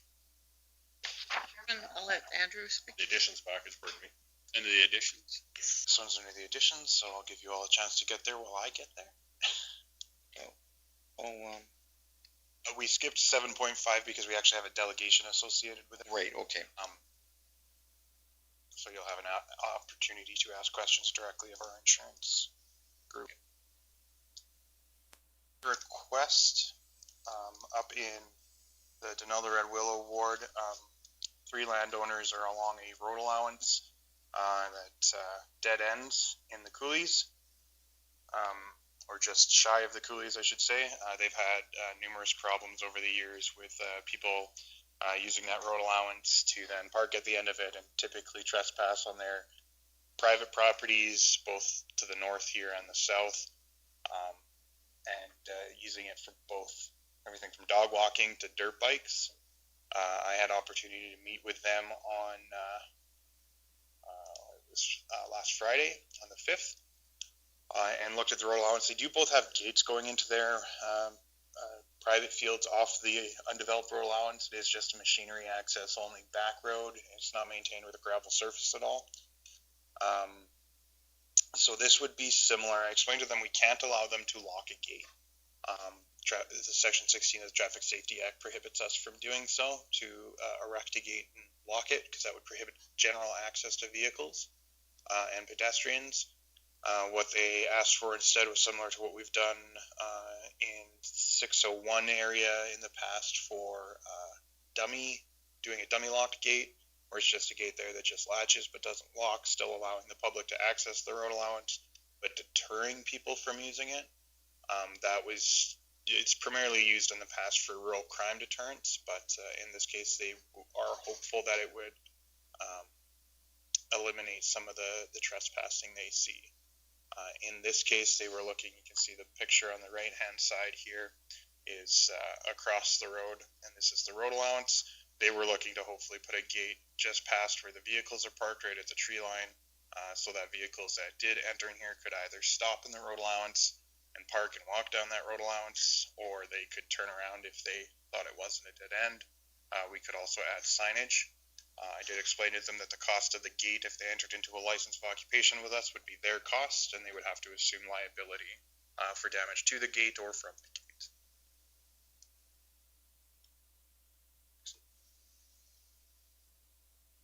Stettler enters into an agreement with the landowners to construct a gate following the guidelines set out. Councilor Nyberg? The bottom picture that I'm seeing there, what are those gates to? So the bottom picture on the map there is going south into the private field to the south. Picture to the left? The left, that is the dead end at the road allowance. That's facing to the west. That's just demonstrating that there is no through access. There's no public use beyond this point where the two gates to the fields are. And the picture on the top there is the north gate into the north property. And all the landowners who own land along this road allowance, there were 3 of them present. They were all at the meeting with me on Friday, which was nice. And they would all be party to the license, which would mean a 30-day termination clause, which means that if this agreement stopped working for one of them, one would have the authority to cancel it, and we would require the removal of the gate at the licensee's expense.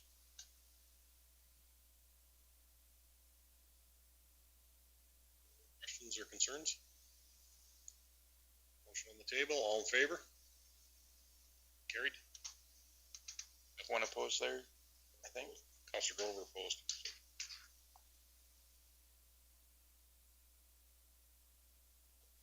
Okay. We will move to, I guess, 9.1 for agenda items is the staff letter that was put together in regards to Bayview Street extension. So is that part of the delegation, or? It's information that those delegates had requested. I don't know if you want to discuss it prior to them being here or on the phone. Information for everyone. Yeah, that's perfectly. We'll have more staff resources on the phone at 1 o'clock as well. So we have reports. Chief Administrator Officer's report. Was there any questions on that? Good. Gonna get there. Flip back. It would be page 19 of the package. In the original package, yes.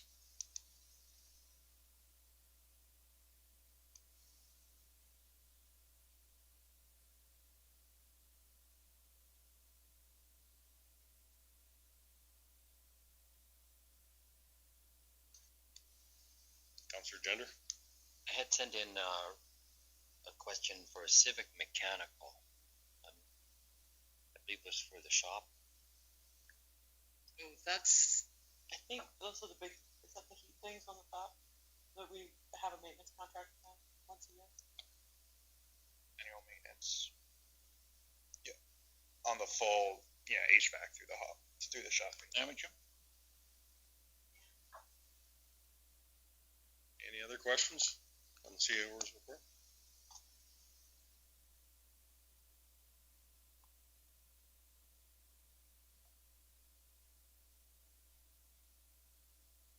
Councilor Stolberg?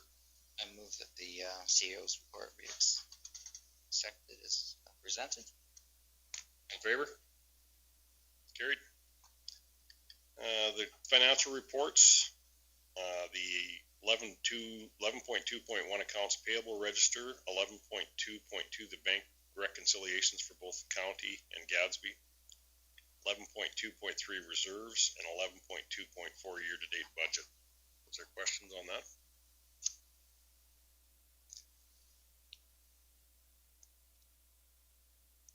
Councilor Gender, thank you. All in favor? Carried. Councilor fee sheets.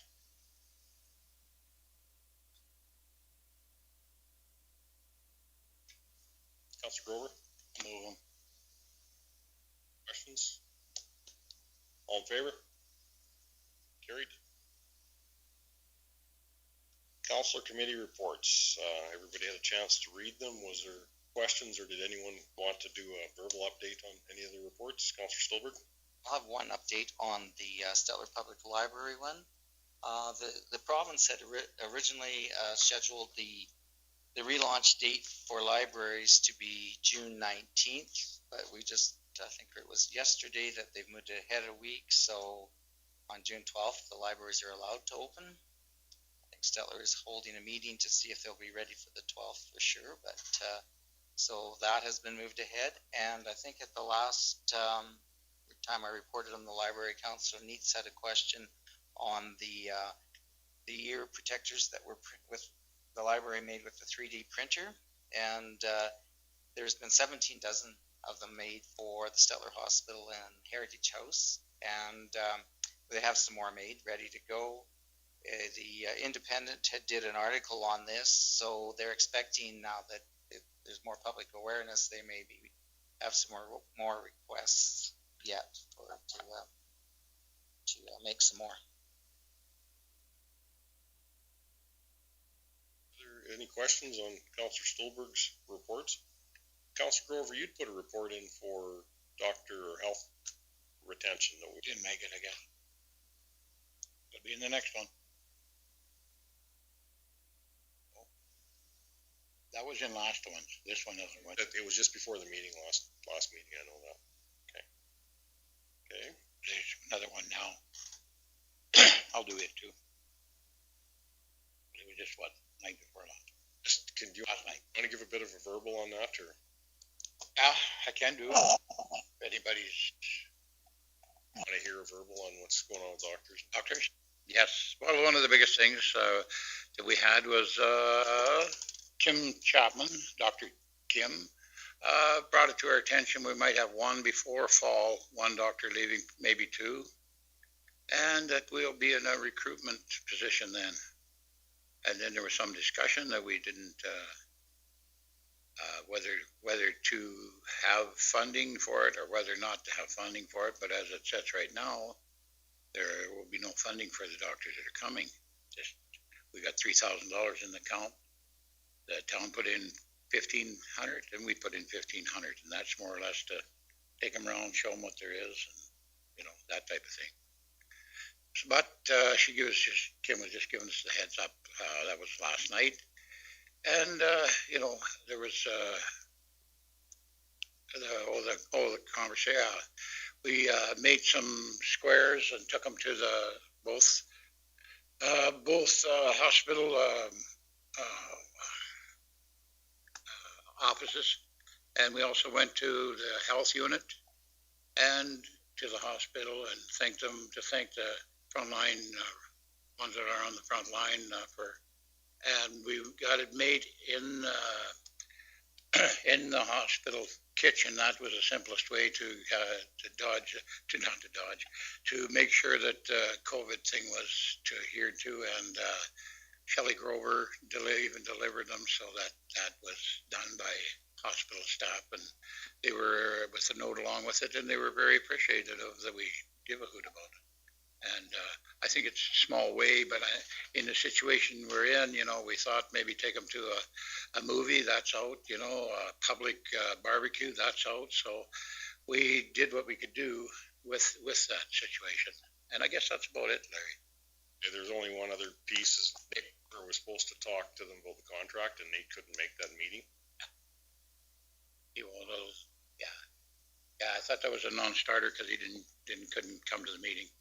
But Nate, our MLA, is supposed to be trying to help us swing a bat a little bit there, and but he got in a caucus, and once they call a caucus meeting, you better be there. So we sort of got stiffed at the meeting from him being online talking. Thank you. Anything else? Questions on any of the reports? Councilor Neitz, you received for information? All in favor? Carried. Consent agenda items. 12.1 Alberta Transportation, Highway 855 upgrade announcement, page 128 of our package.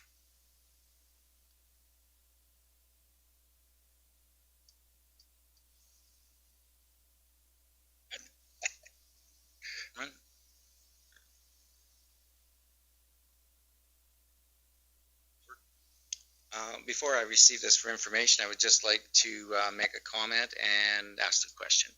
But my comment is, I'd really like to thank our administration and our county council here for all the years of advocating for this section of highway, and also thank our MLA, Nate Horner, for his help in drawing this to the attention of the province. And I guess you like to get up and dance now?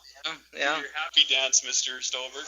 And I know for years I sound like a broken record, but I'm not going to apologize for that because all that advocating did pay off in the end. So I'm really pleased with the province did come through with this funding for highways. And once again, thank you to everybody that has been advocating for this all along. It's a much needed improvement and really happy to see it coming. And my question would be to administration, have they heard anything yet on a timeline on the start date for improvements? Or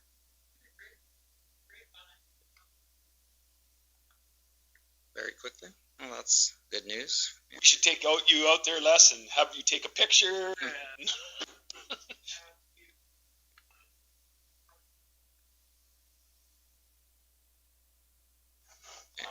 add to that if you like.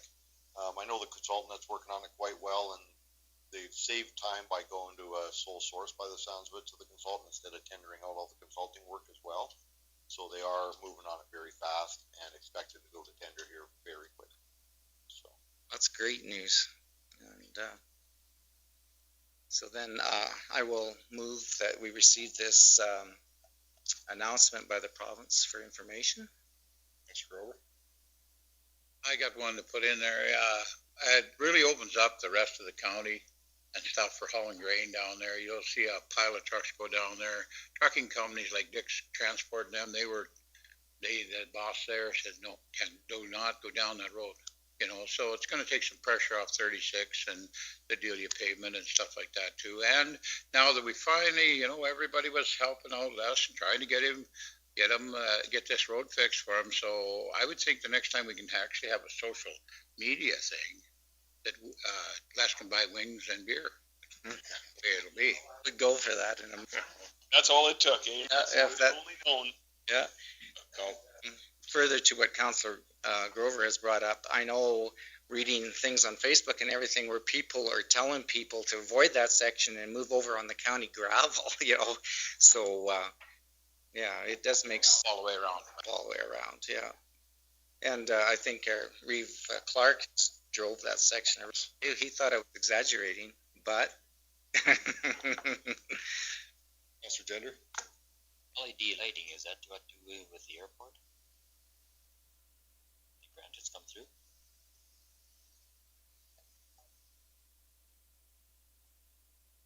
they're asking us to try and kind of keep it under your hat until the feds and the province Make the announcement. but yeah, we should see some.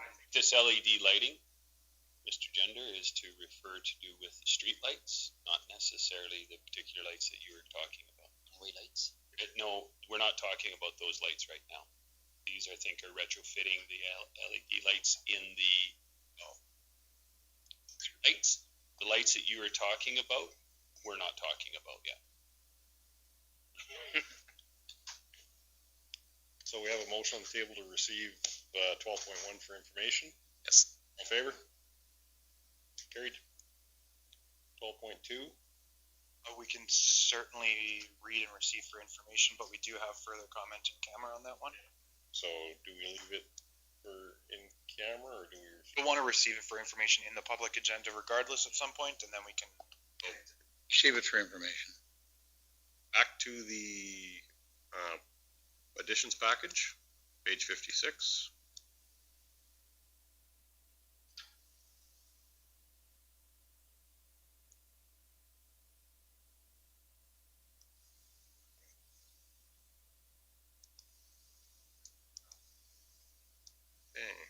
Any questions, or were you putting to receive for information, Councilor Grover? Questions on that motion? All in favor? It's for information. Receiving this for information. There is an in-camera piece on it. Oh, okay. This one we're just receiving for information. Oh, you voted to receive? Yeah, but Are we having more. doing that until we've had discussion on this? I'm not sure. So Read it, and I can speak. Yeah, this is correspondence. It is a regular letter. The intent of Mr. Jarman's letter, he described he did want it on the minutes. He wanted it on the books that he had filed this complaint. And then action coming from that complaint is what we're going to describe later. But the receiving of that complaint, you have received. Fair enough. Okay. Yeah. No. Okay. And I'm in favor of that. Then I was just concerned of the optic. yeah, the order that it has to come. Any action is what we're. Should be right. And then we, as far as our in-camera sessions, Everything else is after lunch because they're all associated with delegations. that's just so. I'll take us to a recess, Mr.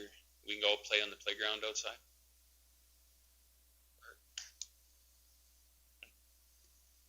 Opportunity to.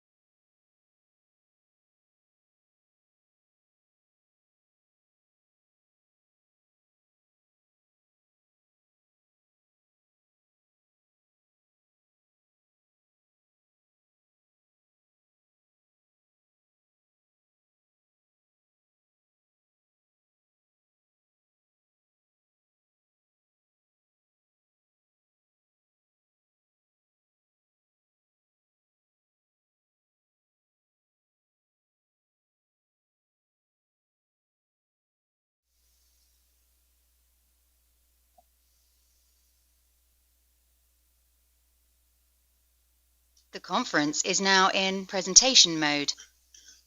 Yes, that grew. Hey, well, we've reconvened our meeting after our lunch break. We have a 1 o'clock delegation, which is Lee and Sarah Chapman, along with Julie Rattan. Yes. So, we do introductions, Mr. Chairman, from our point. Are they on? I'm just going to unmute them now. Just give me What page is this on again? page 50 of the additions package. That way everybody knows who's on the line. So our two delegate lines are unmuted. Now in presentation mode. Hello, our delegation lines are now unmuted. We're just welcome you, but we'll do an introduction from our end and then just ask for the same from yours, just to tell us who is sitting in front of the phone there, Lee. Okay. I'll start with Rick Green.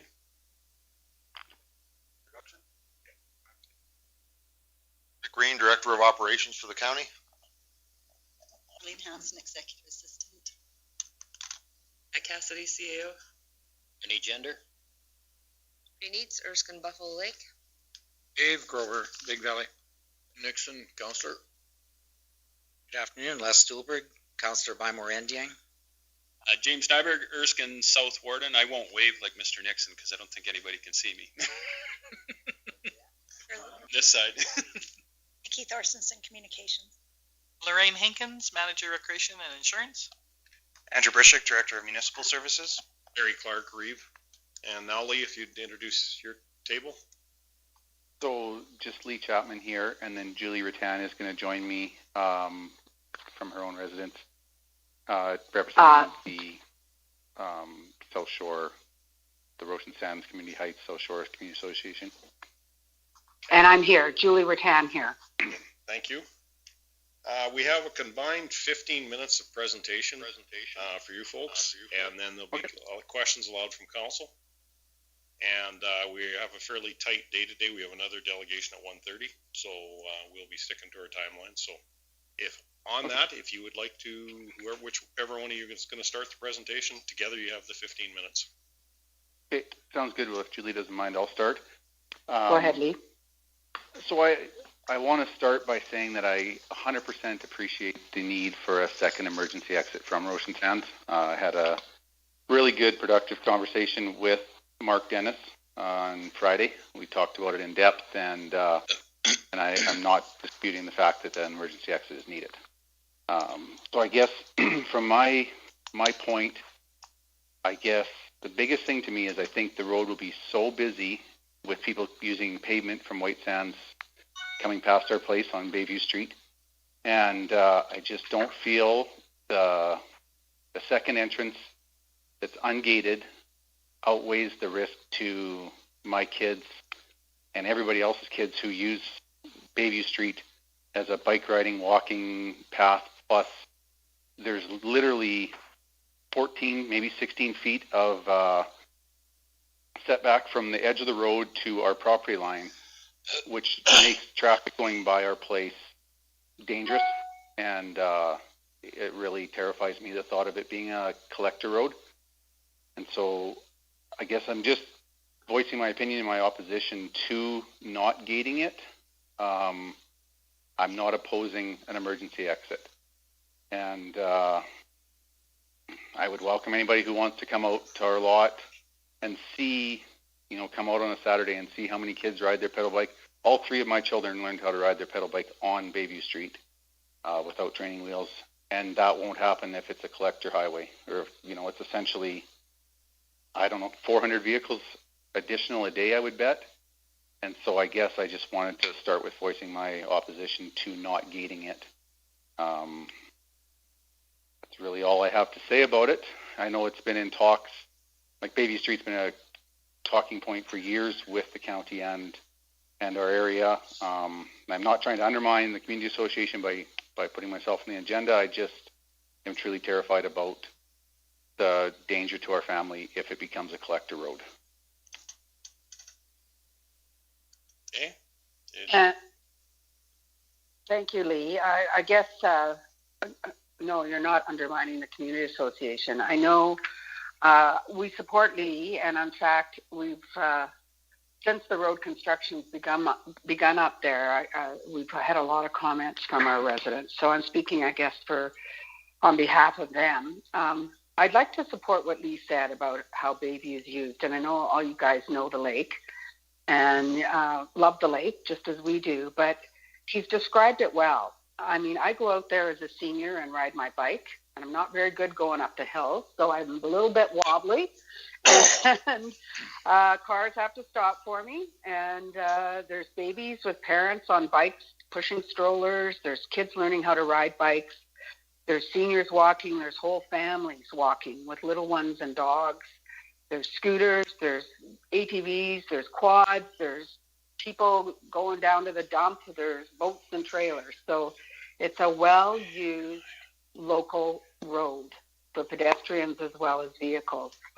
I guess I'd like to say in support of the emergency access, I'm really pleased that the council and administration for the county has looked at this and worked hard with Mark Dennis and the emergency folks to get us a secondary access. And I want to just state that this isn't about people visiting back and forth between Rochon Sands Village, county folk, and White Sands. We're fully supportive of our communities mixing and using access roads to once they're at the lake. It's the access to the communities that concerns us. I want to also acknowledge we're concerned about speed on that stretch of the Buffalo View Estates. The speed bumps you've put in have really helped, and I know it's going to transition from a paved road to a gravel road, so that will help. But I have to say, you can gather a lot of speed on that road, and we're still concerned about that. And I know you've heard about speed from many of our residents.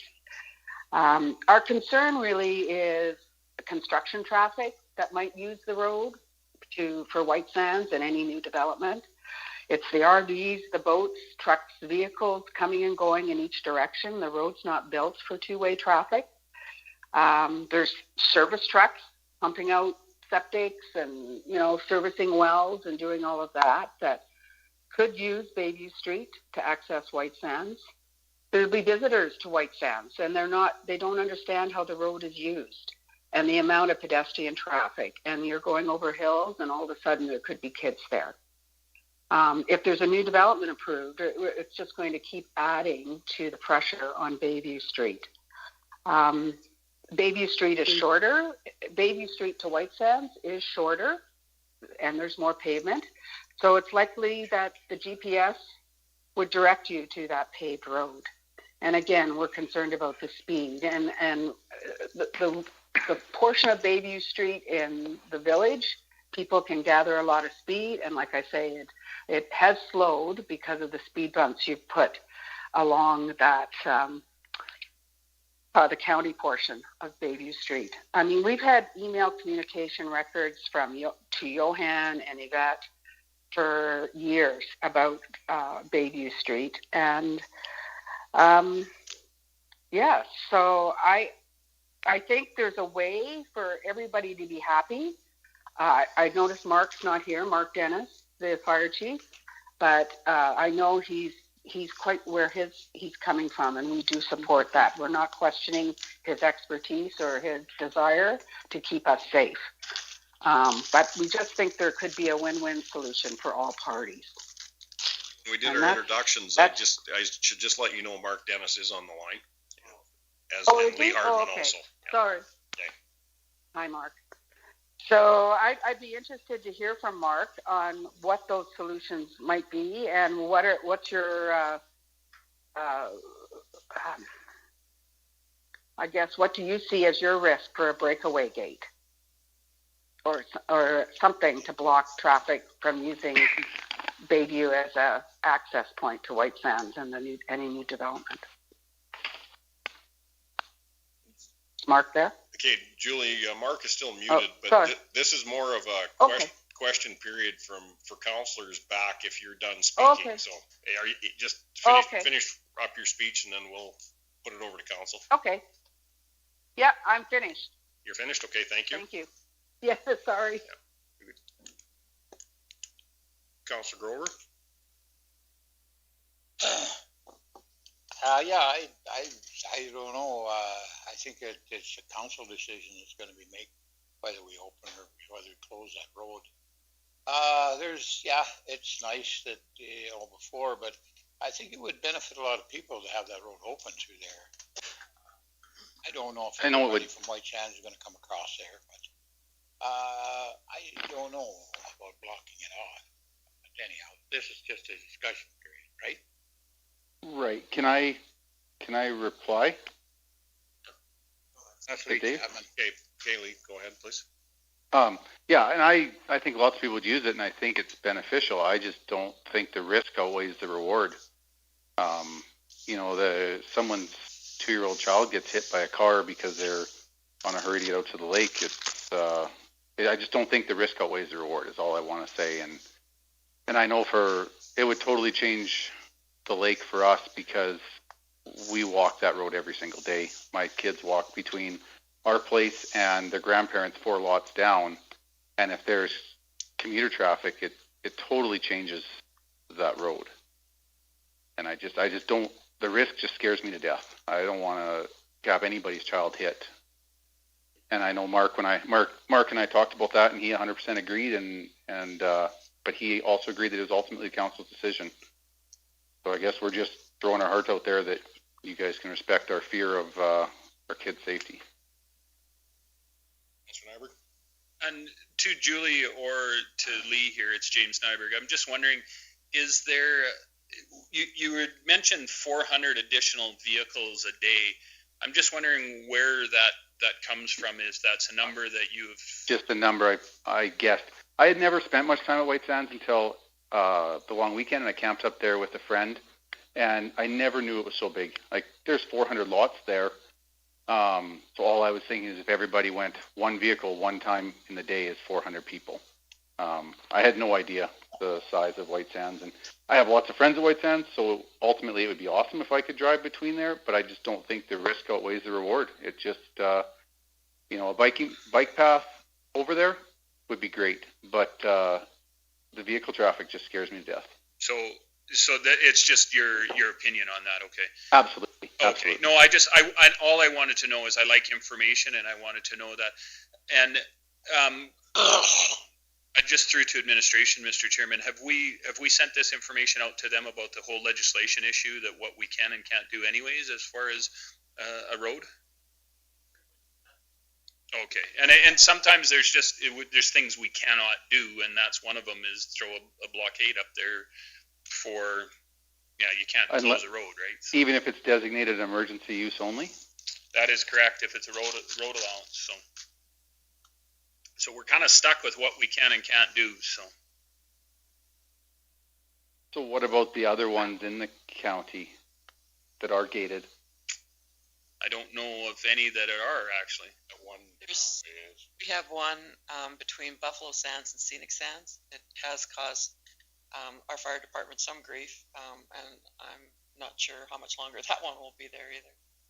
Yeah, as far that one in specific isn't technically a highway or a path or a road. It's the connection between the two. It's MR that backs onto MR. Designated road allowance, is it? No, and then in other road difference. That's the difference with it, Lee, is the designation of it being a road allowance. So, the higher authority trumps us sometimes.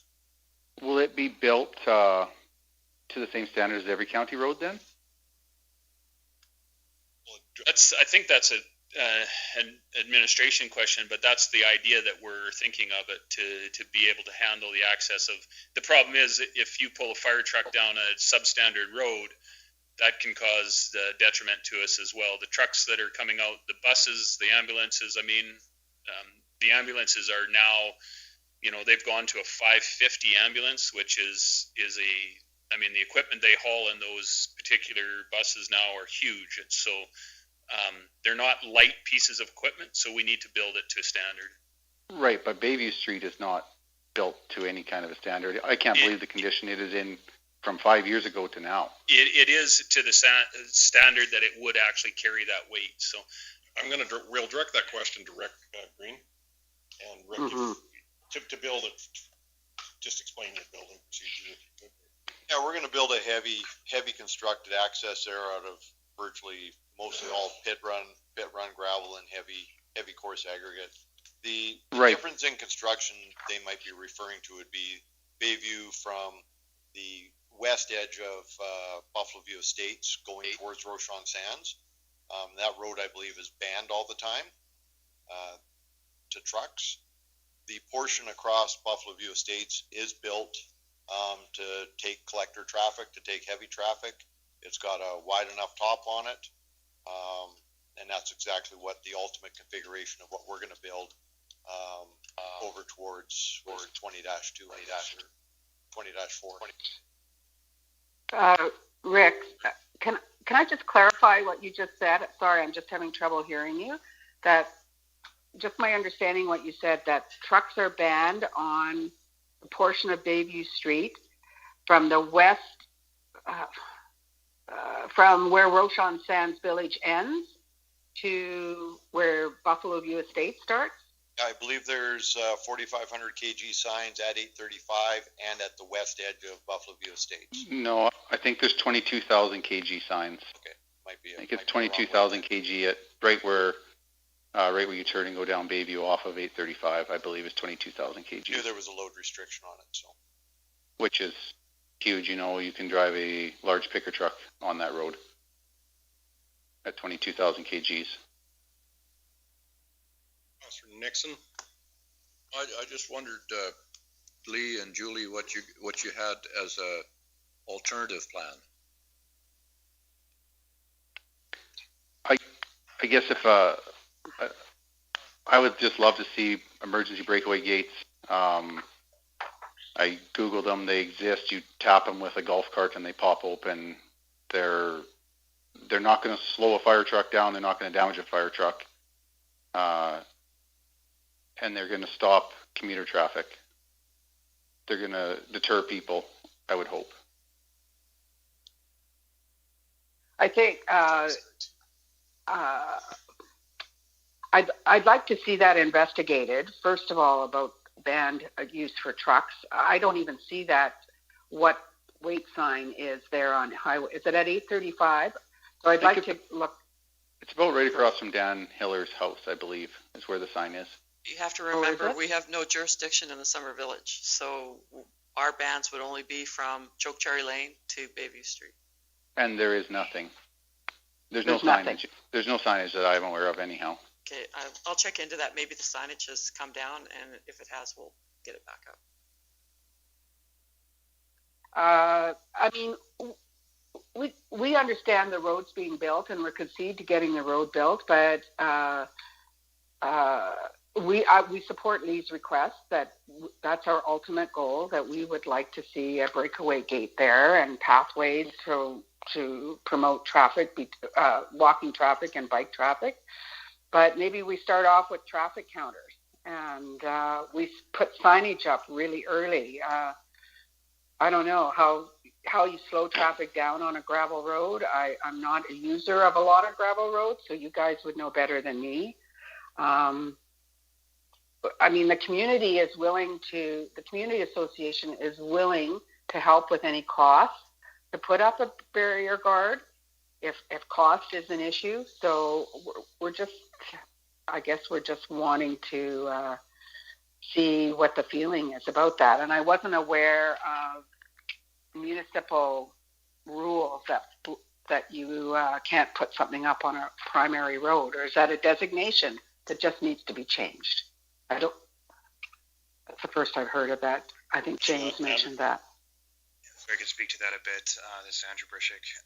The rules we're referring to there are from the Traffic Safety Act under Section 16. It outlines the powers we do not have specifically under the Traffic Safety Act, which prohibits us from restricting access generally to any highway, which includes a road like we're discussing. And really any type of road. It's not a specific designation on those. Where we compared it to the Buffalo Sands type situation to Abbey Road, that's not a road at all. It doesn't meet the definition of a highway. It's effectively a trail and a back road, and where you see some of Right. those in the county, that would be the similar case where there's a gate that cannot be locked still because it's a public road allowance. But those are in instances where there are no roads and there's no public use of that road required. Right, but there's no way that Bayview Street can be classified as a highway when you look at how narrow and undeveloped it is. Under the legislation, when we talk about a highway, that's the very general definition that every road, trail, lane, alley, etc., is considered a highway. That's the very legalese version, not like a primary highway that you're considering. Councilor Needs? Well, I guess my question might be going to Rick more because I've had discussions with Lee and Julie this past week, and I know the main concern is safety and what we could possibly do for like a traffic calming situation where we can slow down traffic or deter traffic so that they do not want to use that road as the main road thoroughway to get from one point to the other point other than for emergency. Is there something we could look at through doing that to try and deter traffic? And the ultimate issue there is it could also detract from its availability for use for emergency services as well, and their ability to get places. Bearing in mind, I mean, the speed limit in that area is 30. So if traffic speed's an issue, 30 is sort of the bottom school zone speed limit that we have anywhere. And, you know, if you're worried about quantity of traffic, we haven't talked about how much traffic might leave easterly, even from Buffalo View Estates, instead of driving all the way into Rochon Sands to get into town or somewhere else quicker because it's shorter. I mean, traffic counts have not been done sort of at that stage yet, so there could be a lot of different things that nobody's accounting for yet that could actually alleviate traffic as well. So until we know more about what actually happens, it's hard to design a solution to a fictitious problem. Well, the Buffalo View Estates, if they don't want to use our part where Lee and I live on Bayview, they are allowed to use the Boland Road, right? So if they're going to go on any gravel road to get to town, it's probably going to be that one, not the White Sands Road. Just to CAO Cassidy. If I may, Julie, residents from Buffalo View Estates are allowed to use the Boland Road for construction purposes only, and that they shouldn't be driving on that road to get out to secondary highway 835. And Mr. Boland has expressed he's not very happy about it, and he may end up gating that road because it is a private road. And he's, you know, he can do that if he wants. You know, a suggestion, and I think you and I talked about it, that I would have for council is we could get, once the road's completed, we could definitely get the traffic counters up on it right away, probably before the July long weekend. Let's take a look. Let's see what kind of traffic we have. We don't have any development in the Paradise Shores site as is, and I don't think we're going to see any this year. There's an awful lot of work that would need to be done to get the stop work order removed from that piece of property. So I don't see any real activity this year on that site. Also, we could work with Rochon Sands and see if they would allow us to put up a sign as you come off of 835 that says local traffic only. And then again, we could sign at Chokecherry Lane and again at Buffalo View Estates, the Bayview Street going off there. It does deter a lot of people, especially if they're not familiar with the area. If you're pulling, you got a motorhome and a boat behind it, you're not going to want to go down to a road where you may not be able to turn around. So we could try those methods right now to see if we could get an idea or a handle on what the traffic might be.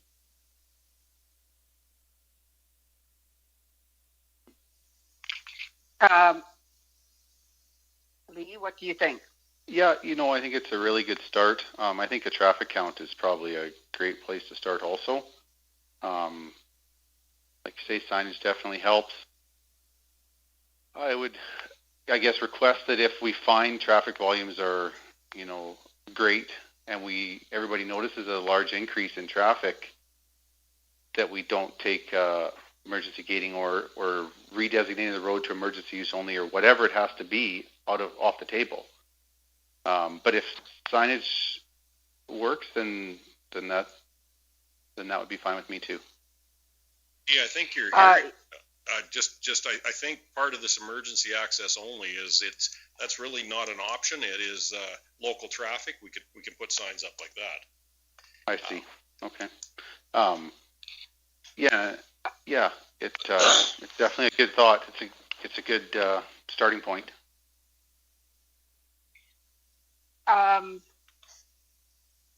Is there any, I know 835 is a provincial highway, but is there any way that we can get better signage on what areas people can access at that White Sands Road? Like there's no, can we get a sign there that says local traffic for Summer Village, Rochon Sands Heights at that point? We could put a request into Alberta Transportation because we'd be in there right away. Or if we're not in there right away, we'd be in the Summer Villages. So we would ask their permission to be able to put up a sign that said local traffic only. We could then sign it again at Choke Cherry Lane, and we could definitely sign it at 20-4 on the White Sands side. And, just put the sign up that says local traffic only. Keep the speed limit at 30 right now if council's agreeable to that. And let's get the traffic counters out and see what we're dealing with. Just want to call a time check though too. It's 1:26. So. Oh, okay. Can I just make a point? Sorry, I had to mute Lee. We were getting a bunch of static from your line. Is it on now? Yeah, you're good. Okay. So my question is to Lee and Julie. So are you okay with waiting to see what we do and to watch what the traffic is, but still keep a really close eye out there before we think about a gate? Yes, and in addition to, if something does come forward with a new development up there during the summer months or in the next 6 months or whatever, that we have to really think about, we're probably at a breaking point as far as road infrastructure, if the development proceeds, or if somebody does go in to try to clean that development up, how are they going to get access? How do they do that? That be very clear with whoever's on that site? I can speak to that a little bit. That is already a restriction on them. They have designated what we call designated haul routes, maybe not the most appropriate word for them, but as part of their construction activity, it was designated that they had to take the township road to the range road. Oh, okay, perfect. Thanks, Andrew. I just want to make it clear that there is going to, James Nyberg here, there is no entertaining a gate. I hate to be the bearer of bad news, but I want to be a realistic person as well. There isn't going to be a gate up here. We're not redesignating this property because Alberta legislature, we would have to go to close that road, and we don't want to close it. We're in the process of opening it. We'd have to get minister's approval, and that isn't happening. So we're not going to put a gate. So please, I'm not sure where you got the entertainment from that, of who entertained putting up a gate, but we cannot do that. I want that to be very clear. I do have a little bit of an issue with putting up local access only roads because of the simple fact that these are public roads. These are public roads that are accessible for anybody that wants to enjoy the lake. I don't think that it's prudent for us to go around and do that because I know a number of my neighbors would like to say local access on their road as well, but I don't think that's prudent for me to say that I'm going to put up a sign that says local access only. That sets to me a large... I think. Just hold on, Lee. That sets to me a very bad precedent. And I guess my argument or my rebuttal to that is it's essentially like having the county road at the end of your sidewalk. Like literally our property is 12 feet from the road, not, whatever the 125-foot setback that a county road is. Absolutely. The same as mine. I live on a 1916 home.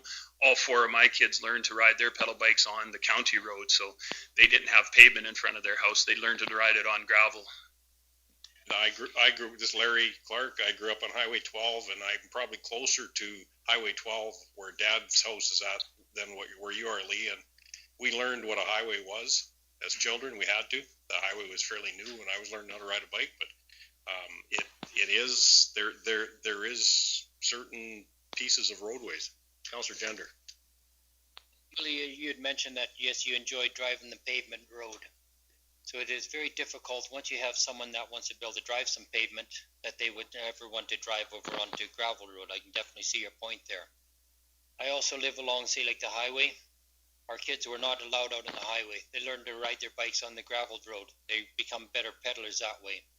The problem that I find that we as council face is that you have your core for your company. We had a C core for ours. And in there you have stipulations saying, okay, it is going to be for the safety of everyone. And there's always the what if. What if something happens? In here, our what if something ever happens and if there's going to be a catastrophe coming through Roshan Sands blowing across, that we have to have this access coming out. If we gate that off, it'd be no different than if you locked the door in your shop and the Corps would come in there and spank your hand, say this cannot be allowed. And if it ever went beyond that and you had a fatal accident in there losing life, you would be held responsible. No difference than the rest of all of council here, that they would come after us, that we knowingly shut a gate and that we could impede someone's health on there. That is the issue that we have with this council here. Thank you. Councillor Neitz, and then we're going to have to be wrapping up But here. I'd like to say something in closing too, please. Okay. We have a very short time, Julie, so condense it, please. I know. I know our residents are dealing with something new. This road is new. It wasn't there before. So I think in all fairness, we need to keep an eye on there to make sure there's safety. We do know that people will use pavement more than gravel. So we can assume that already, that it's going to get a lot more traffic. So I think we need to do our due diligence and keep our eye on there because it's a new road. It wasn't there before. The people who moved here didn't have it. And so because it's new, I think we need to keep our eye on it and make sure people are safe, look at ways at keeping people safe because there's a lot of different ways we can look at too to keep them safe too. Hey, Julie, yes, thanks, Larry. I'll give you a minute, just 1 minute to wrap up, please, because we have other people waiting too. Just in closing, we acknowledge the need for a secondary emergency access. We're not disputing that be blocked, okay? And James, all we're asking is for the council and Cherie and the administration to work hard at recognizing the unique situation out here. We're county residents, and we're asking this road, especially a portion of it, is a pedestrian road for our residents. And we're asking for help to look at ways to deter traffic from using this road to access their properties in White Sands or any new development. And that's all we're asking is for some help in how we do that. And whether that's signage, and maybe you might have to make an exception to say local access road, because it's a different type of road. It's not built for two-way traffic. So in closing, that's all we're asking is for you to help us find a solution. Thank you. Thank you, Julie. Can I thank everybody for their time? You betcha, Lee. You're welcome. Thank you. Thank you to the presenters and stuff. Put the information together. Hey, thank you. We'll move on to our next delegation, which is 5.2 insurance adjuster, property hail damage. This one's a little unique, and it's less of a delegation. We'll consider the RFD in the staff report. And then we graciously have our adjuster from Priddle Gibbs on the phone to answer any of the unique questions you guys might have that she's the best equipped to answer. And I'm just unmuting her now, so hopefully she can just hear us. And if you can introduce yourself, that would be perfect. Just page 17 of our package is kind of some pictures and stuff. Hi guys, my name's Andrea. I'm from Priddle Gibbs. So if you guys have any questions, I'm here to answer them for you. Hi Andrea. So yes, on July 30th, 2019, we had 3 buildings affected by the hailstorm that went through. We have the County of Stettler's administration building, the ambulance bay, and the public works facilities were damaged. NBC Group was the lead appraiser who created the scope of work in 2 or 3 properties with Style Metal Roofing, Clear Choice Roofing and Exteriors, and Scott Builders, who had equal opportunity to bid on all the repairs on all 3 buildings. Style Metal combined the costs of the multiple facilities into one estimate. Style Metal only bid on the administration, the little building at Public Works, and the ambulance bay. So it was very difficult for us to break out the costs. It was all just pushed together. Scott Builders decided to solely bid on the Public Works facility, and Clear Choice Roofing and Exteriors chose to bid on the ambulance bay, the administration building, and the small little building at Public Works. So we have 2 options, I guess, exist for each facility. We can pay the deductible. We have one deductible for this event, so it's only $5,000. It's not $5,000 for each building, just $5,000 in total. And have the repairs undertaken and covered by insurance, or we can take a cash settlement, which, depending on the age of the facility, will be roughly 15 to 30% lower than the repair estimate. And if we take cash settlement, future claims that we have will be deducted from the eligible expenses. So in the Public Works facility, we had around $553,000 worth of damage. If we get hit next time and it's $1 million and we take a cash settle, it'll be minus that 553 or in that vicinity. It'll be subtracted from if we take the cash settle. Questions right now? Yeah, I think so. And Andrea is here because I'm definitely not the pro. Whatever. Well, and this may be different, but if we take the cash settlement, are buildings still insured? Like I know, and this is anecdotal from my information as far as going forward. So if you took a cash settlement on your house or on your shingles on your house, the next time the hail came through, you didn't get anything. You were SOL.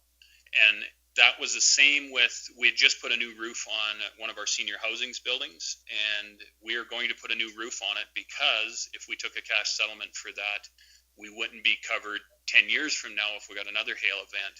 We would be putting on a roof at our own expense. We even discussed about putting it into a trust kind of thing, but we decided that wasn't in our best interest. So, can somebody answer that question for me?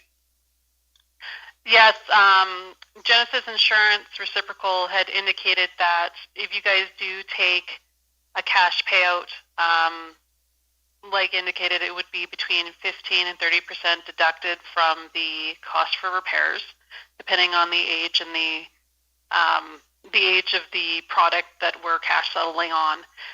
And in the future, you'd still have insurance on the roof. For example, if you took cash out on the roof, you'd still have insurance on it. That the amount that we gave you today for it would be deducted from the future amount for repairs. So if it cost $100,000 to repair in the future and you guys took $50,000 today for a cash settlement, that would be deducted from the $100,000 in the future. And we could get that in writing, of course.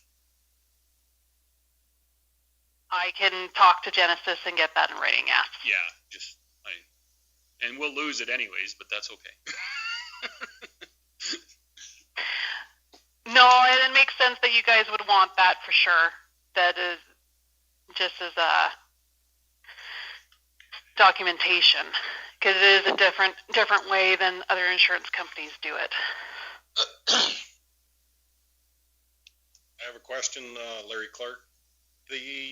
Can we take partial payment, like slice and dice on this claim, or is it all or none? So, like, you didn't want to do the like if you guys wanted to get like the roof done but nothing else type of thing? Yes. We could look at doing, if you guys wanted to do that, that's a possibility, yes. We just have to be able, I'd have to go through the estimate and make, like, separate everything, but that's a possibility, yes. Councilor Grover?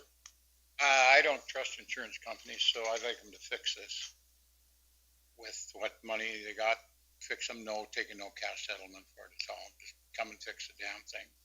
And make sure that when we get it fixed, that it does fix all the damage on it, not what they estimated at. And that's my 2 bits, so I just don't, for write part of it off, then it doesn't count next time, and all this garbage, I'm not in. Just get it fixed, but I don't know. I think maybe there's more damage than that on the shop. Maybe they get to it, maybe it's 700. Whatever it is, we're insured for it. Then they should fix it. There's, I guess also to that, Rick has also brought to my attention, we've had a little bit of a leaky roof. We've had some wet spots appear in the shop. Building down. In the public works facility. So I have talked with Andrea today, so we're not sure if that's a result of the hail damage, if some seals have been destroyed from the hail damage, or if that's something that we could also discuss with Scott Builders in terms of warranty work. But when we fix, we will fix all those items as well. That's what I'm saying, fix it all. That's all I like. Mr. Needs? I agree with Mr. Grover. I think we pay our insurance deductible and then get it fixed. Denver? I went out to the shop this morning and viewed the so-called damage that was on the exterior of the building. And you had to really look hard in order to be able to see it. If you looked into the sunlight, you could then start to see the odd little dent. And if it was in about a 32nd of an inch, where these hailstones were, that's about all there was. So there are definitely, if we look at it, if there's going to be 3/4, say 75% of the damage just because of that exterior, I do not find it justified the cost in order to be able to do that. There are definitely some places out there, say like with some spouts coming out, that definitely do have to be replaced. But we could pocket an awful lot of this money into our own for future, whether it's going to be enhancements of the building or something like that. I would like to be able to see that put into some funds of where it is designated back into for that building. I would like to see each building divided out. This building here, the administration building, would definitely need some work. We can by all means spend the money here.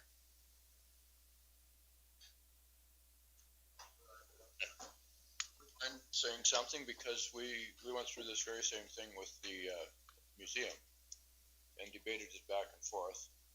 And we looked at some of the damage, and some of the damage was, like Councilor Gender said, was sort of superficial, but there's still damage there.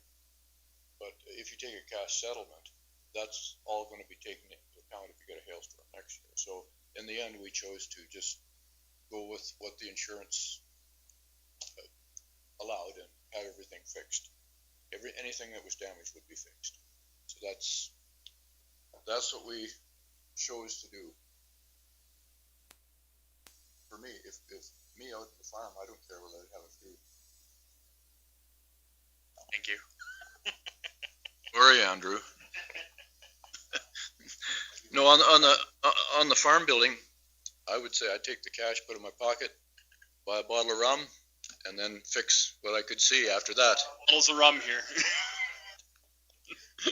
I do know also too from that same hailstorm that I have a truck that is going to force me to fix it, because if you don't and you have an animal collision or whatever, it's just that much easier to write the truck off with this other settlement. So, yeah.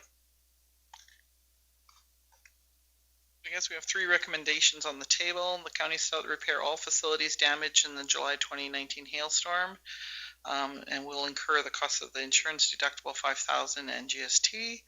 The county shall repair the following facilities damage sustained in the 2019 hailstorm and take cash settlements for the remainder, or we take cash settlements for all facilities at 70 to 85% of the estimated repair cost. Mr. Grover? I'll make a motion to go with the number 1 recommendation. Questions, concerns? All in favor? Opposed? Councilor Gender opposed? Okay, I guess you know the direction, Larry. Great, thank you. Thanks, Andrea. Thank you.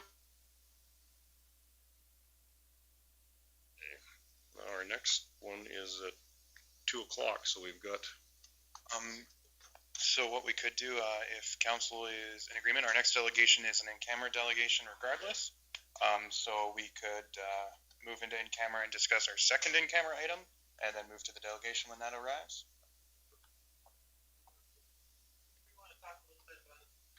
Or, yeah. Prior to the phone call. So the council has background. You are the last party in the conference. You will hear silence until the conference begins. Yeah, so that would still be in camera. underneath. All in favor? Carried.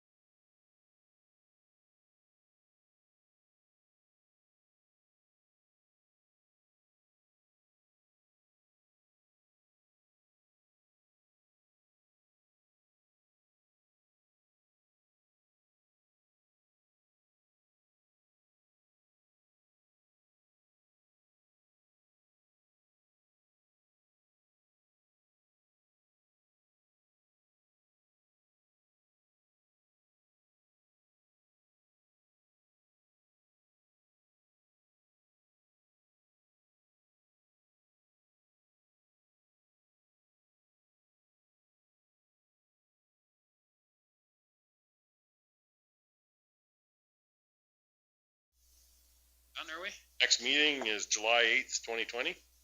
Give you adjournment. All in favor? Got you, Davey.